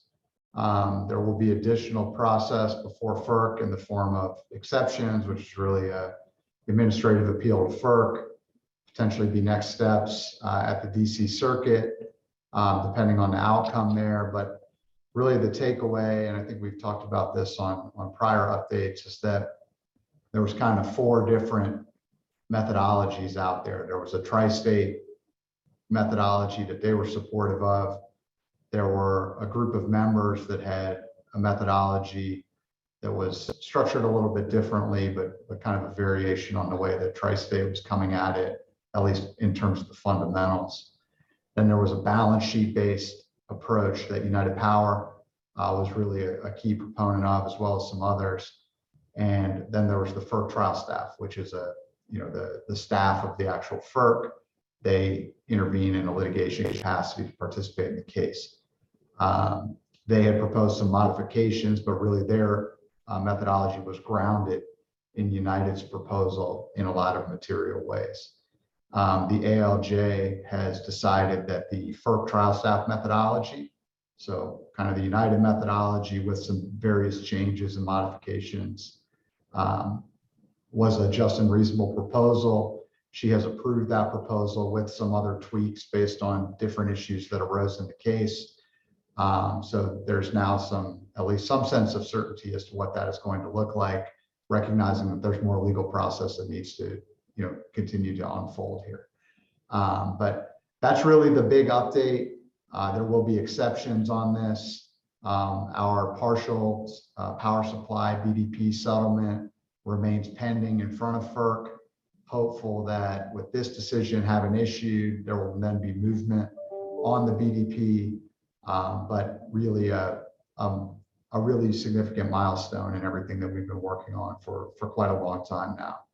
And still working through analytics in terms of what it looks like for LPEA to evaluate its options. I think every other member cooperative is in that same boat as well. There's nothing because the judge took the FERC trial staff approach and then made some modifications to it. There's nothing sort of off the shelf analytically that you can just pull and say, my cash buyout is X number. So we will be continuing to work on that. I'm happy to take any questions for the benefit of the public. We can also discuss it more in executive session. Okay. Any public questions? Here we go. Tim? Yes, thank you. So, Matt, do you think that FERC staff will provide a exit fee calculation for each of the member co-ops? I do not anticipate that they will develop that and sort of on their own circulate it to all of the parties, but I do expect the various experts that have been retained by different member cooperatives, they're all engaging in that process now. And I think we will have a sense of what that number looks like very soon. And we've also been working on that, internally as well with Jessica and Carl and Dan, but there's some nuance to it, and there remains some numbers that are still hard to figure out, particularly in terms of the way that the PPA has been treated. That's been an issue, going back to when we started all of this. How do you value that? How do you allocate it? What does the member have to pay to leave? Those kinds of issues. So long story short, I do not expect something from the FERC trial staff with a set of numbers. But the other key thing I would note, Tim, and this kind of raises it, I should have said it in my initial dialogue there, but the terms and conditions that Tri-State proposed are also approved. So every year, each member will get a CTP value, and then you have a period of time. It's good for a calendar year. Once you exercise it, it's a 2-year notice period. So each year that number will be updated once the formula is finalized, when all of the litigation is complete. And then every member will have that number and can make a decision on an ongoing basis. So something we'll need to continue to evaluate, but an important point that your question brought to my mind. And just sort of a follow-up is, that was kind of my point. The requirement is that Tri-State has to publish that yearly.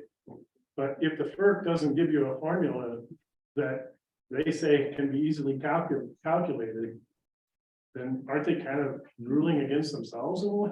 It's like, okay, if nobody can calculate this formula, everybody comes up with a different number based upon it. It doesn't meet the requirement they said, which is it should be an easy to calculate formula. That was part of their ruling. It just seems puzzling to me that they're not giving us the example of how it would work out. Yeah, and I think that will come out as this continues. I mean, the upside of this, like by going to the balance sheet approach and having a very clear allocator in terms of how this is supposed to work, you will be able to derive those numbers. I think there's some uncertainty right now on how the transmission credit will work in addition to the PPAs, and that will affect the cash value. But eventually we will get to that point. The judges in administrative agencies don't always have the resources to be able to mock up a number for every single co-op. And they really look to the parties to do that. And like I said, that work is ongoing. Wait, can I ask you a quick clarifying? Okay. Thank you. Because I read through it, understanding we would get a formula, just not the number. Is that what you were saying, Matt? Because I think you were just saying we're not even getting a formula. Well, I mean, my view would be that if you got a formula, somebody should be able to plug it in and come up with a number without everybody getting a different number, right? And so even if they just gave, say, United to somebody else's, then we would all be able to see what the number is they were calculating. I just think it's going to be really slow. Every one of us, Tri-State has a number and LPEA has a number based on this formula. The FERC trial staff, I mean, I just feel like there's not the clarity that I was hoping for. a formula to me is, it's like algebra. Put in these things and it comes up with a result, and it should be consistent across every iteration. So, I Yeah, don't there's know how to different, work there's with it. different dials within the formula. So there is a formula, it's just how you treat the different dials, and the Exactly. one at how to treat the purchase power agreement, we slice that off. And for God's, well, they could, this was just a draft decision. So I think what Matt's point is that through, there's a comment period, they're gonna get comments to say just what Tim said is to give us more clarity around how you want us to calculate the PPAs. And hopefully FERC staff will come up with a formula that will tell us how to do it. That's the point. That's what we're hoping. Formula for the knob. Formula for the knob. 'Cause there's like, how many knobs? There's like 5 different knobs within the formula. Yeah. Some And- formulas. And I think we will get there, Tim. And I think Tri-State will be giving you eventually a number each year, so you can kind of see what the cash component of that looks like. But like I said, in these judges' defense, this is really a case of first impression. This is not something that has been through kind of regulatory process like what this one has been through. So, that there's going to be some ironing out that needs to occur on the back end. And we can certainly talk more in executive session about what this means. As our analytics are ongoing, I don't think we're prepared to do that in a public forum today. Okay. Any other questions for the public forum for Matt?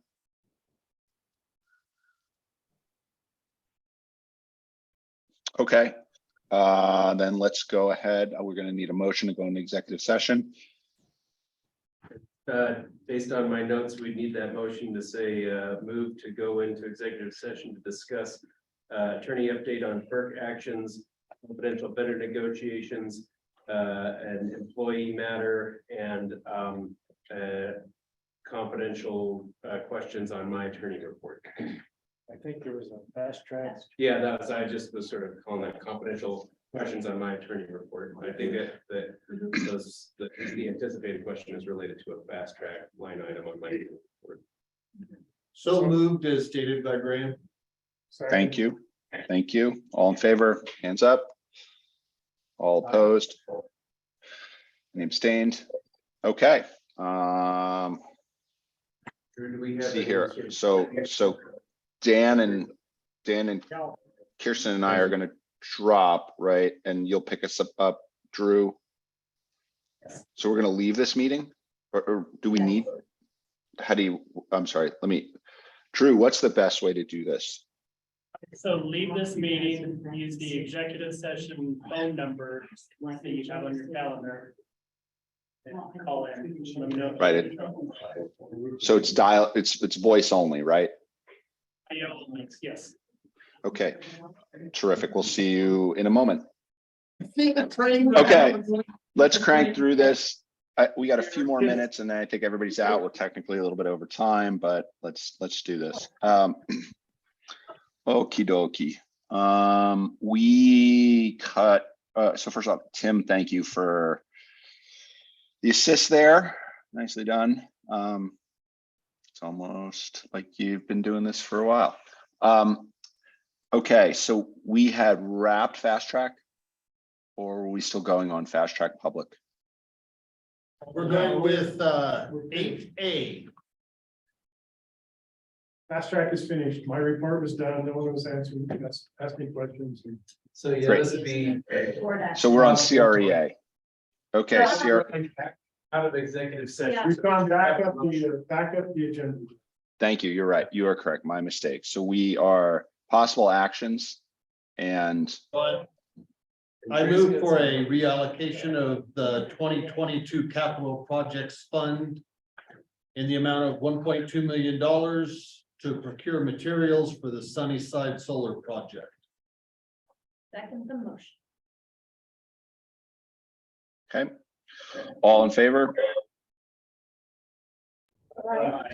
Aye. All opposed? Any abstained? Okay. Thank you. That was funny, but a little distracting. Okay, motion carries. Any other actions on coming out of executive session? No. Okay, thank you. All right, so now we are resuming the reports, correct? Okay, so CREA. All right, everybody, CRA did not have a regular meeting since our last meeting, so I have nothing of that nature to report on. I am going to return with a scintillating report next month, as we do have a meeting November 5th, followed by the Innovation Summit, so hopefully who gets to go sign up for it, so. Excellent. Please, ma'am. So, and if anybody is going and would like to go to dinner, please let me know. So I have staff is also going, so I thought it would be nice for all of us to go. Yeah, let's do it. Okay, so please give me let me know, and I can schedule that. On that Monday night. It would, I think the Monday night. But that first weekend in November. I would love to go. Unfortunately, I have foot surgery that week, so I'm going to be hobbling around.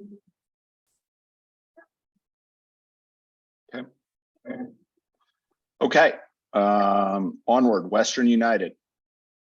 Western United's meeting was last week. Consequently, I didn't get a written report in before our cutoff time, so a verbal. Capital credits was issued from Western United to member organizations, to include ours. I saw that on the minutes.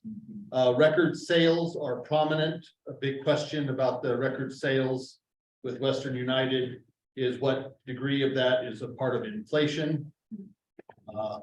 There's a discussion of many of those things. We talking about the copper theft stuff that were coming out. A lot of our components are becoming exponentially expensive. So some of the record sales are because of a large percentage of price increase and little higher demand than supply.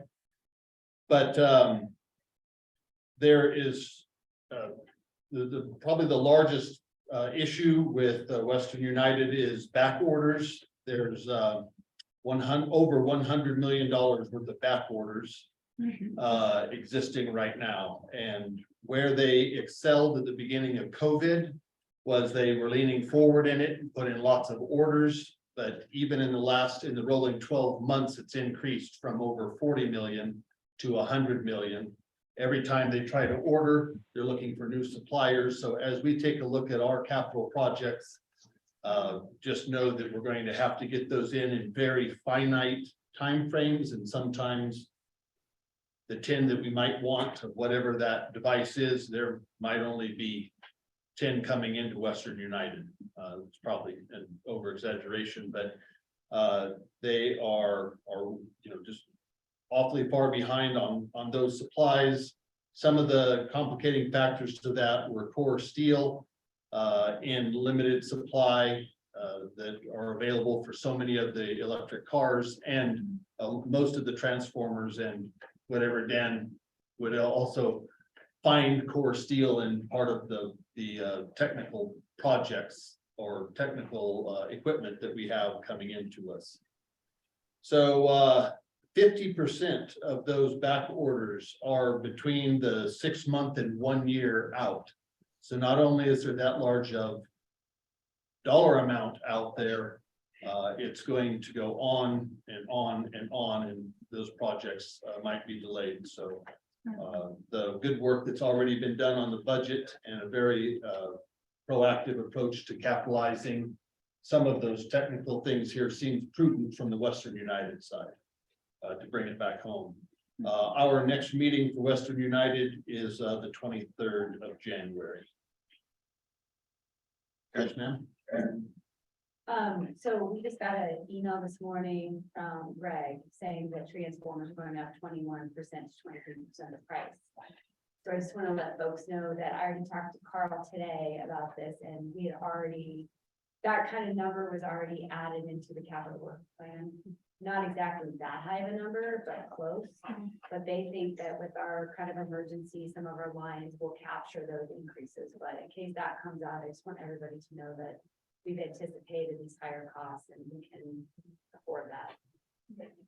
Yeah, you know, and in concert with earlier this morning, we were talking about those inflationary measures that are happening in other states or across the United States. It's, you know, very much going to hit all of the hardware for LPEA. And that's without power supply. That's just those equipment parts. And so it's a rapidly increasing snowball. Because if it was just $50 million in back orders 11 months ago, and now it's 100 million, they're being restricted on even what they can order. So the backlog is that far out.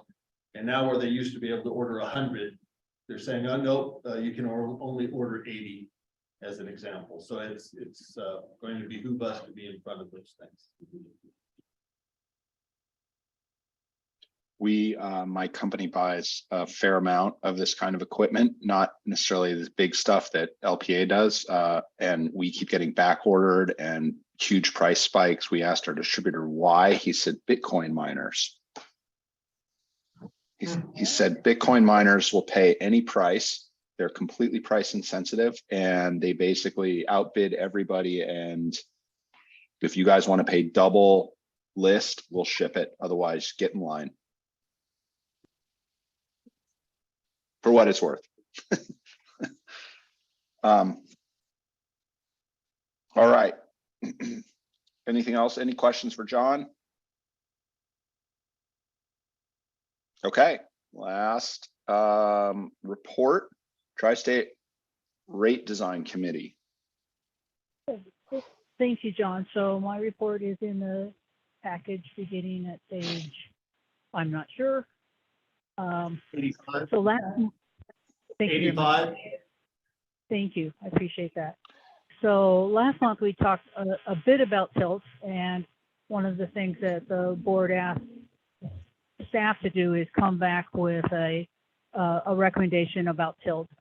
What I took from last meeting was, yeah, go for as little tilt as possible, go towards the FERC method as much as possible because of our the way we are structured. It's best for us. So that's certainly what I did at this last meeting. So Dan or Jessica, if you would also then chime in with the staff recommendation that you came up with. Dan, do you want me to pull that up for you? Yeah, if you have it right there, but basically our recommendation is pretty much what Kirsten just said, is that it's more cost-based accounting type of structure.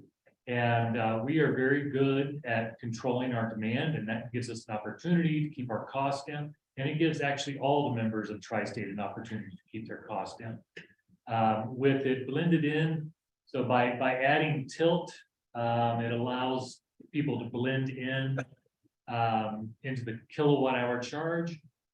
And it's sort of like one way to look at it would be regular rate versus time of use rate. At least with time of use, you've got an opportunity to do something to control it. And so all these things, whether it be tilt or seasonal rates, anything that can help pull and unbundle those costs, it just gives people more opportunity to control those costs.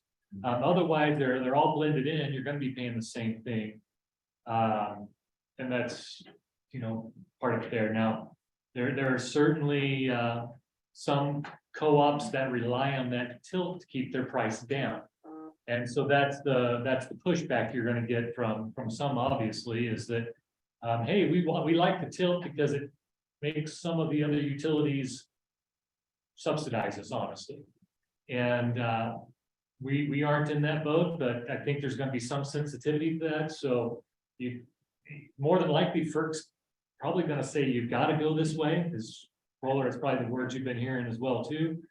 Is this is the way it's going to be. But if there is any flexibility, then anything that we have that's better than where we are today is going to be a good thing. So that's where we were on that. Any questions there? Okay. Dan, certainly appreciate that. Were there any questions? Oh, sorry, no hands were raised, Kirsten. And Kirsten, thank you very much for advocating for us up there. Tim has a question. So, yeah, thank you, Dan. and Kristen or Dan, whoever. I'm just curious, the stated rate case that has an impact on transmission, right? That's being accounted for in this new rate design, is that correct? So my understanding was that was unbundling, the requirement to unbundle transmission from the basic power rate. And it's not been clear to me how that's being handled at the rate design committee level. So. I can address that. So there's two things. The unbundling is actually just a billing statement thing. I think what you might be talking about is what we're trying to call direct assignment. So that is, if it only is good for one co-op, that co-op has to pay for it. That direct assignment is going to be put on top of this design.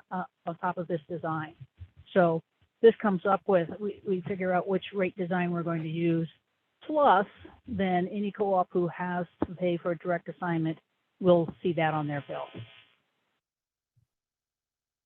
But aren't all the member co-ops going to be affected by that direct assignment? That's helpful to know. No, not really. There are very specific guidelines under FERC of what is considered a direct assign. If it only goes to you, if it's a one-way, if it can't be, if it can be turned off, it can't be turned off. I forget which one, but there are several criteria. And initially, Tri-State was saying everybody's going to be affected, and now as they're doing that, and this stuff isn't going to be out till February, guys. As they're working through that, they're realizing that they were maybe being a little overly zealous with their what they were direct assigning. And what we need to be able to take a look at is, were they being underzealous? Or are they going to now make something not direct assigned that we think really should be direct assigned? So, but we don't have visibility into that yet.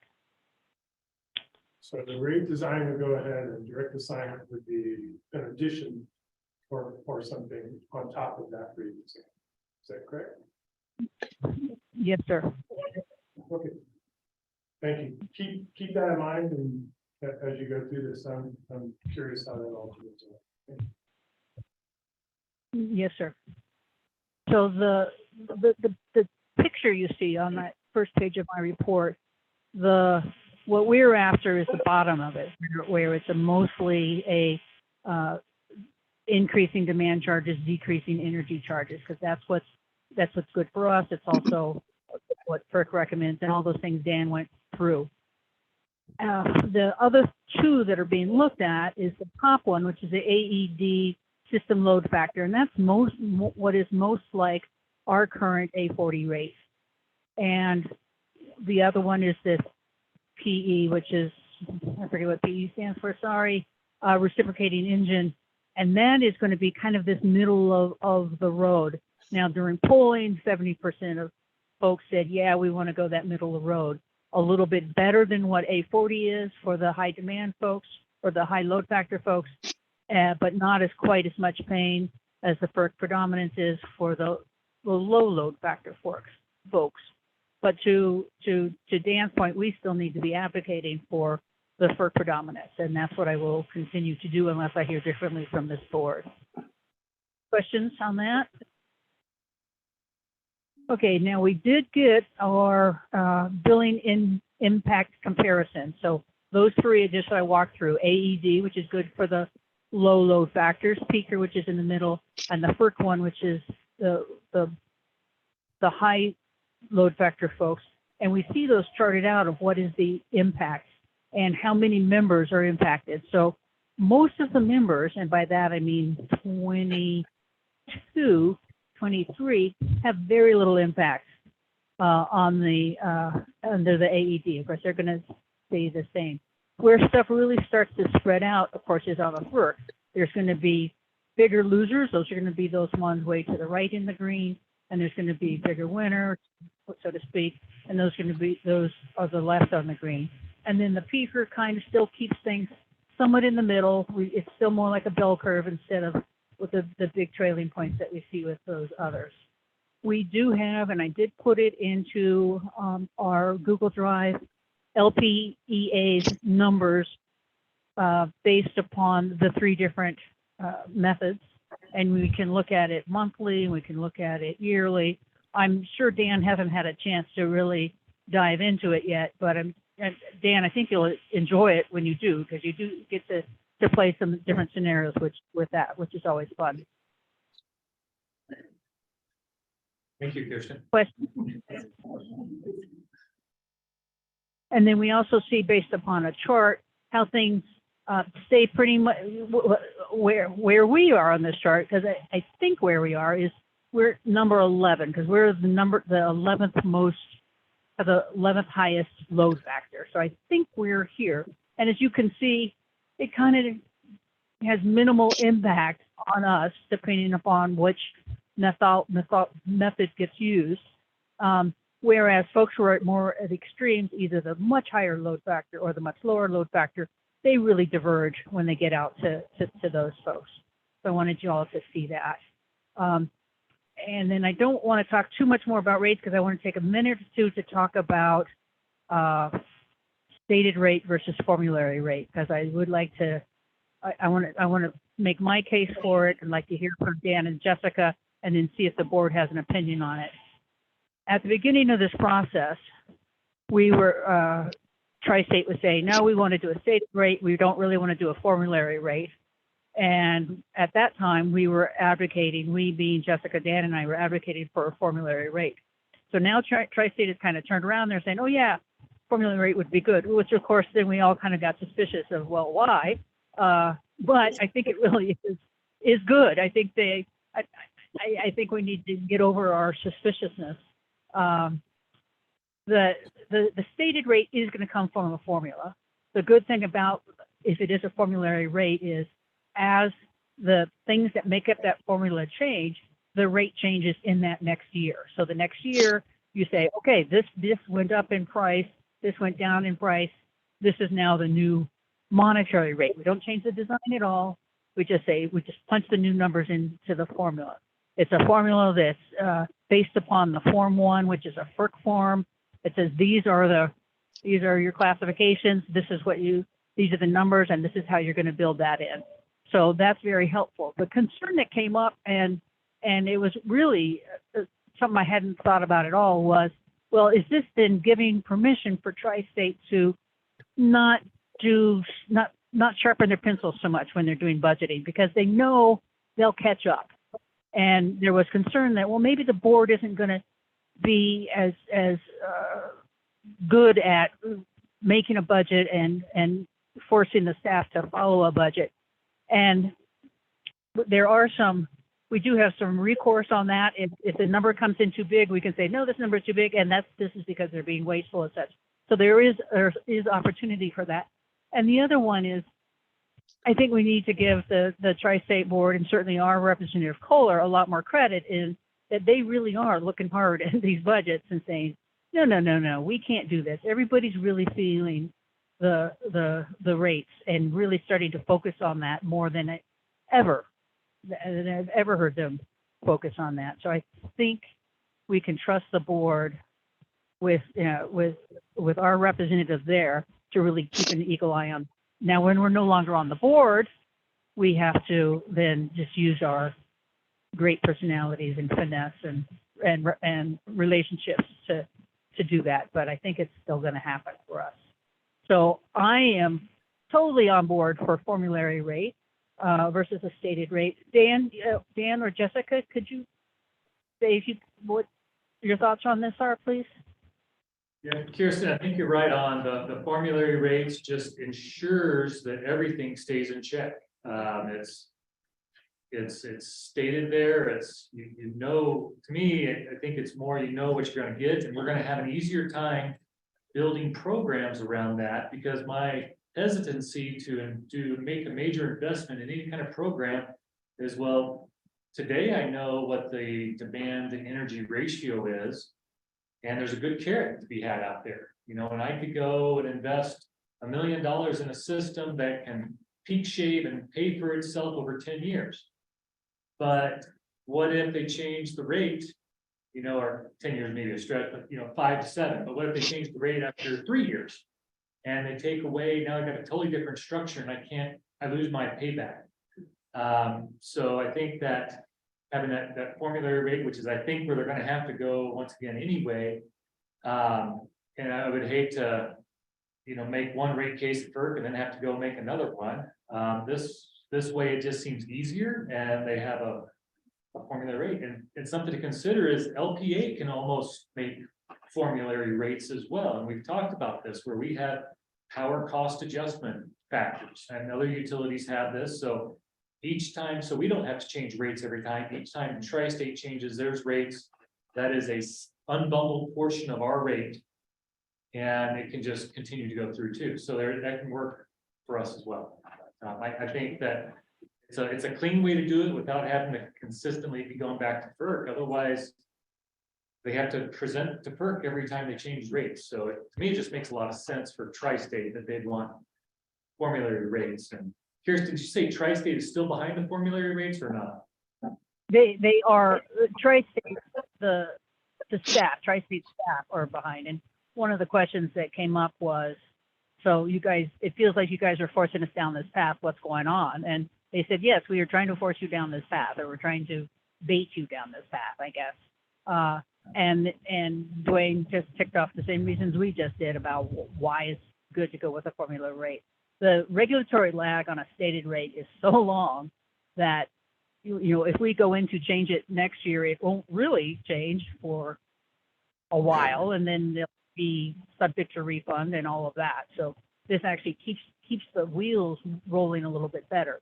Does this mean that they can't not start a whole new rate? No, it doesn't. They can, in 2 years, say, okay, formula rate didn't look, it's not working anymore. We're not making enough money to keep running. Then they go back and that long regulatory process starts again. So it doesn't totally safeguard us from a rate changes, unexpected rate changes in the future. But it certainly does make it a lot easier, and we'll really get some real good visibility to what's going on. Good level of comfort there for us. Yeah, and I would just add that I can send everybody this document on FERC's website that says they prefer formulaic rates. So I would assume that that's why Tri-State's also pushing us, because they've been told, you're not going to waste your time, do the formulaic. And there's a nice paragraph in here about the benefits of why they like a formulaic rate. Because there's actually specific inputs that you have methodology that you can calculate yourself. It's not kind of an unknown kind of stated rate. And then they even say it saves FERC reduces their expenses and the burden for FERC and the utility to update rates. Now this is specifically on transmission, but it's the same for energy. So I'll send this out so people can see.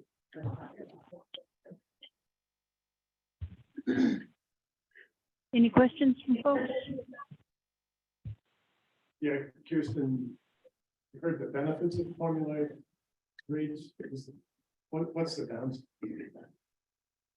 Is there a downside?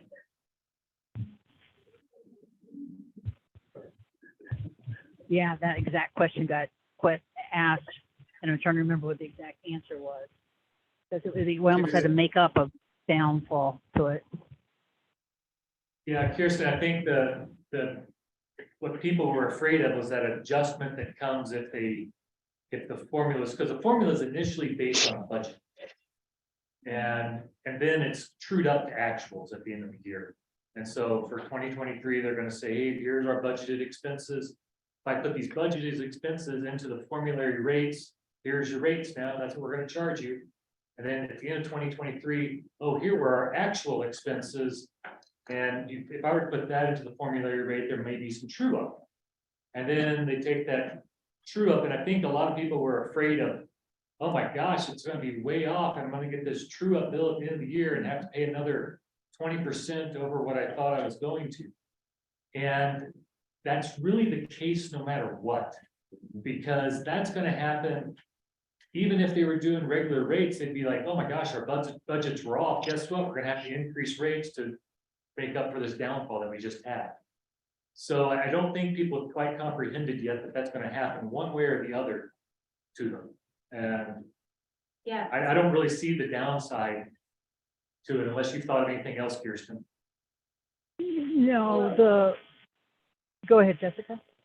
Oh, I was just gonna say, I think that's a good question, Dan, for Kohler to ask though, because I'm used to formulaic rates in the Northwest. They did it with Public Power and Bonneville Power.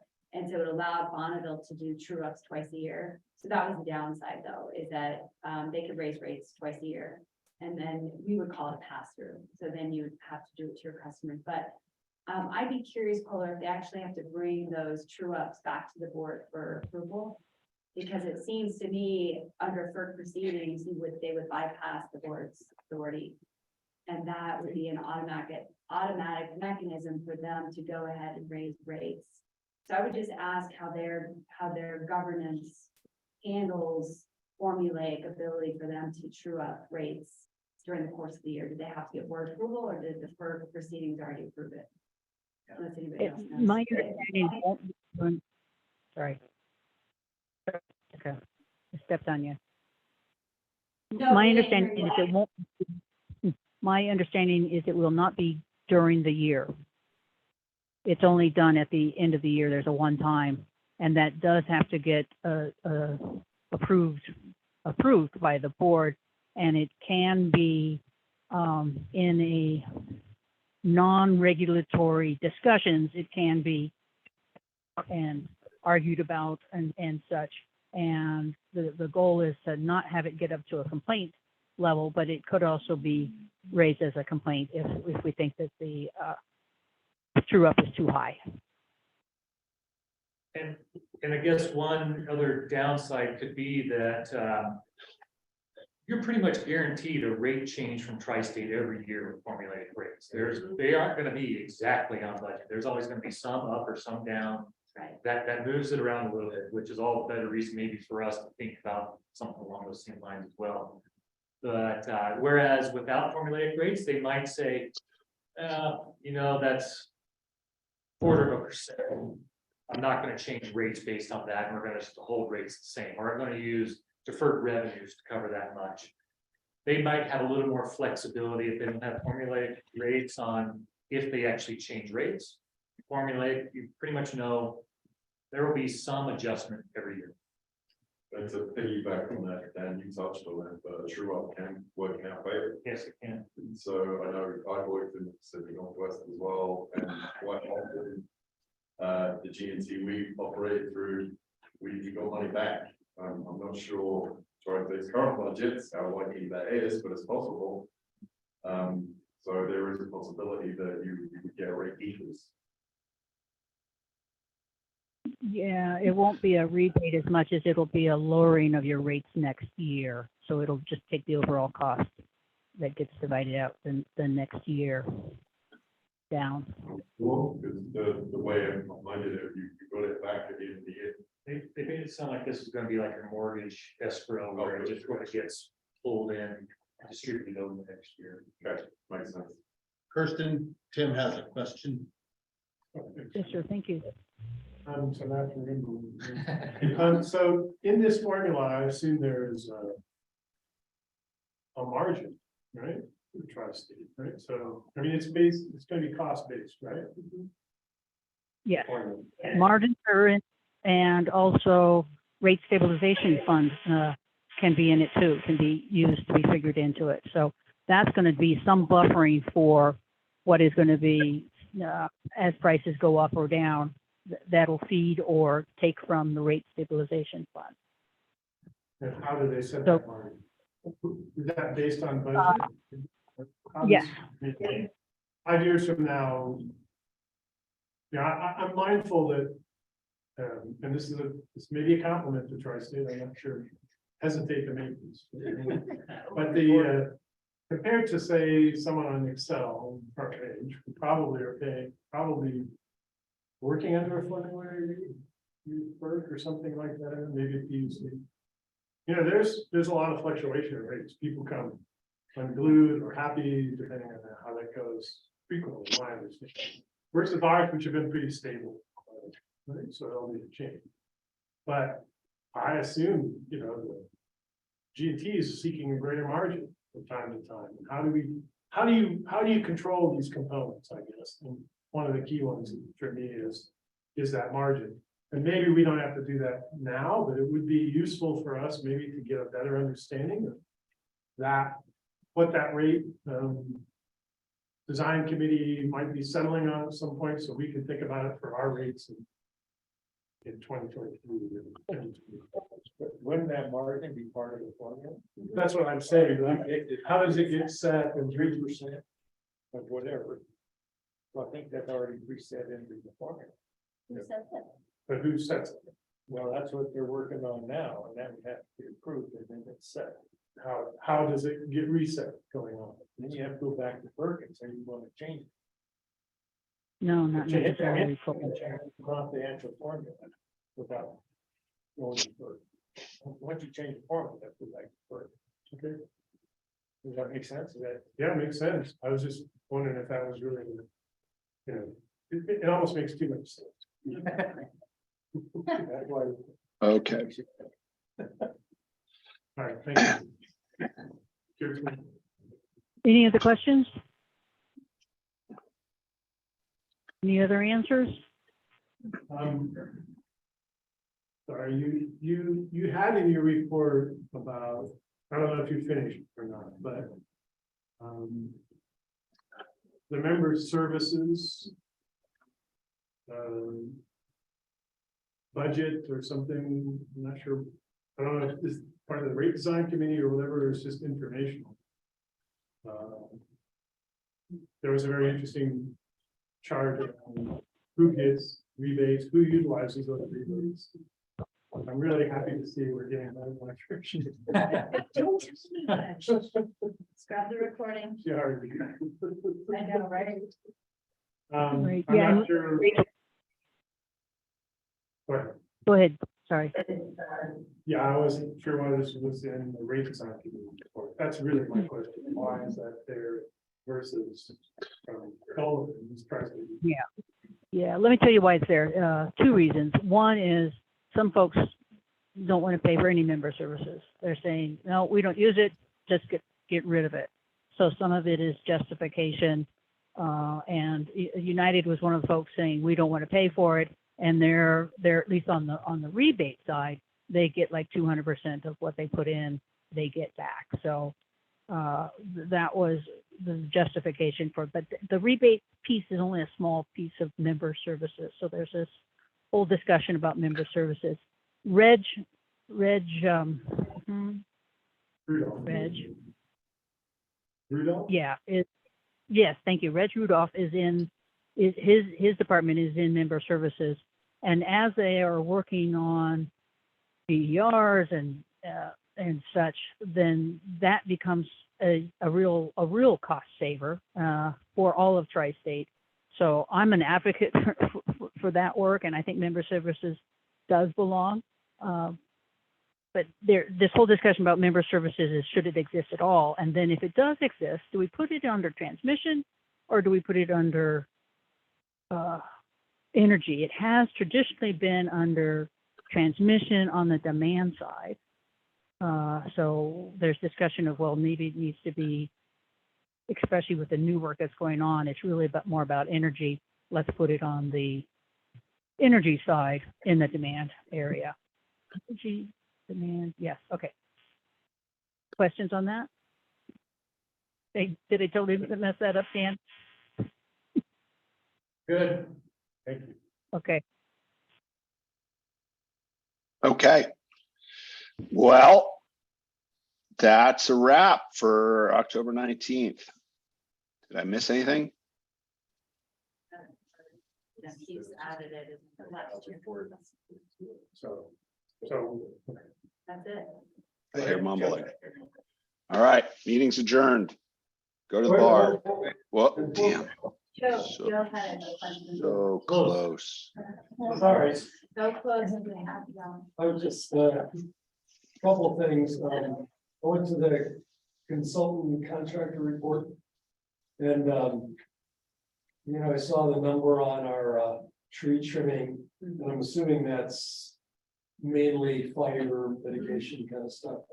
I hope we're gonna pat ourselves in the back, and let the public know, because it's really, there's fires going on all over, and I'm assuming that'll carry over next year somewhat, make Yeah. next year safer too. That's correct, yeah. Or would you buy it next year? Yeah, Yeah, next it's year. higher. And Hillary's working on public articles continuous, because we agree with you, we should be talking a lot about that. Great.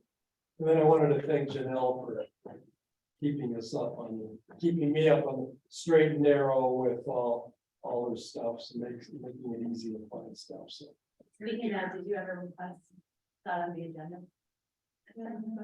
Well, just to make sure everybody signs in their names and how their attendance for today, please. And I think easier, and she put the link in the. She did. On the agenda and it's on the- Thank you. Yeah, thank you. The link and- There's the. Right at the bottom of the agenda. It's on driving.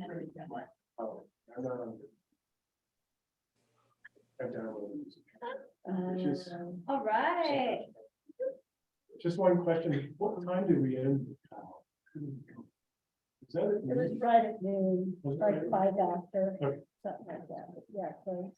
Thank you. That's it, John. Thanks. Dan, Dan. Dan Huntington. Is this- Oh, Dan has his hand. Wait, there's somebody else that has a hand up, John. Go ahead, Dan.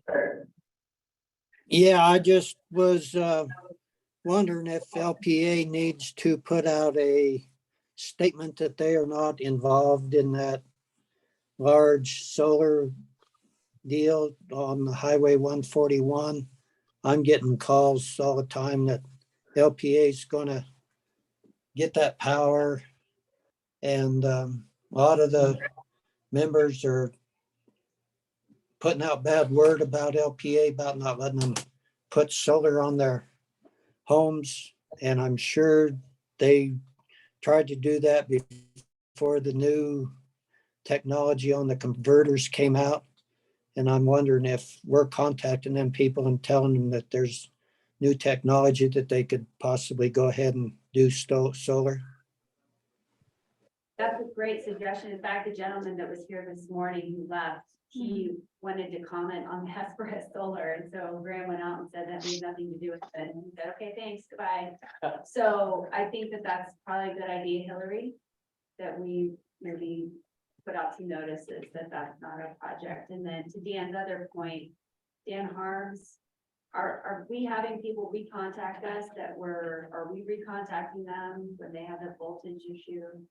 I don't think we've like explicitly reached out to Okay, them. But all the installers know, yeah. and that's so what I they was gonna can, say. certainly reach out to any members, and they have on some. Yeah, Dan, did you hear that? We've had meetings with the installers to let them know that problem's been mostly resolved, all resolved. So they were gonna contact those communities, those people that wanted to put solar on, because I'm sure they want to help them get solar. Yeah. Does that help? Okay, thank you. Yes. Good question. Okay, back at you, John. Well, now you're just teasing me. Okay, somebody grab my gavel, hit that thing. All right, meeting is adjourned. Thank you very much. Appreciate everybody's hard work today. So, and thanks for staying late. See ya.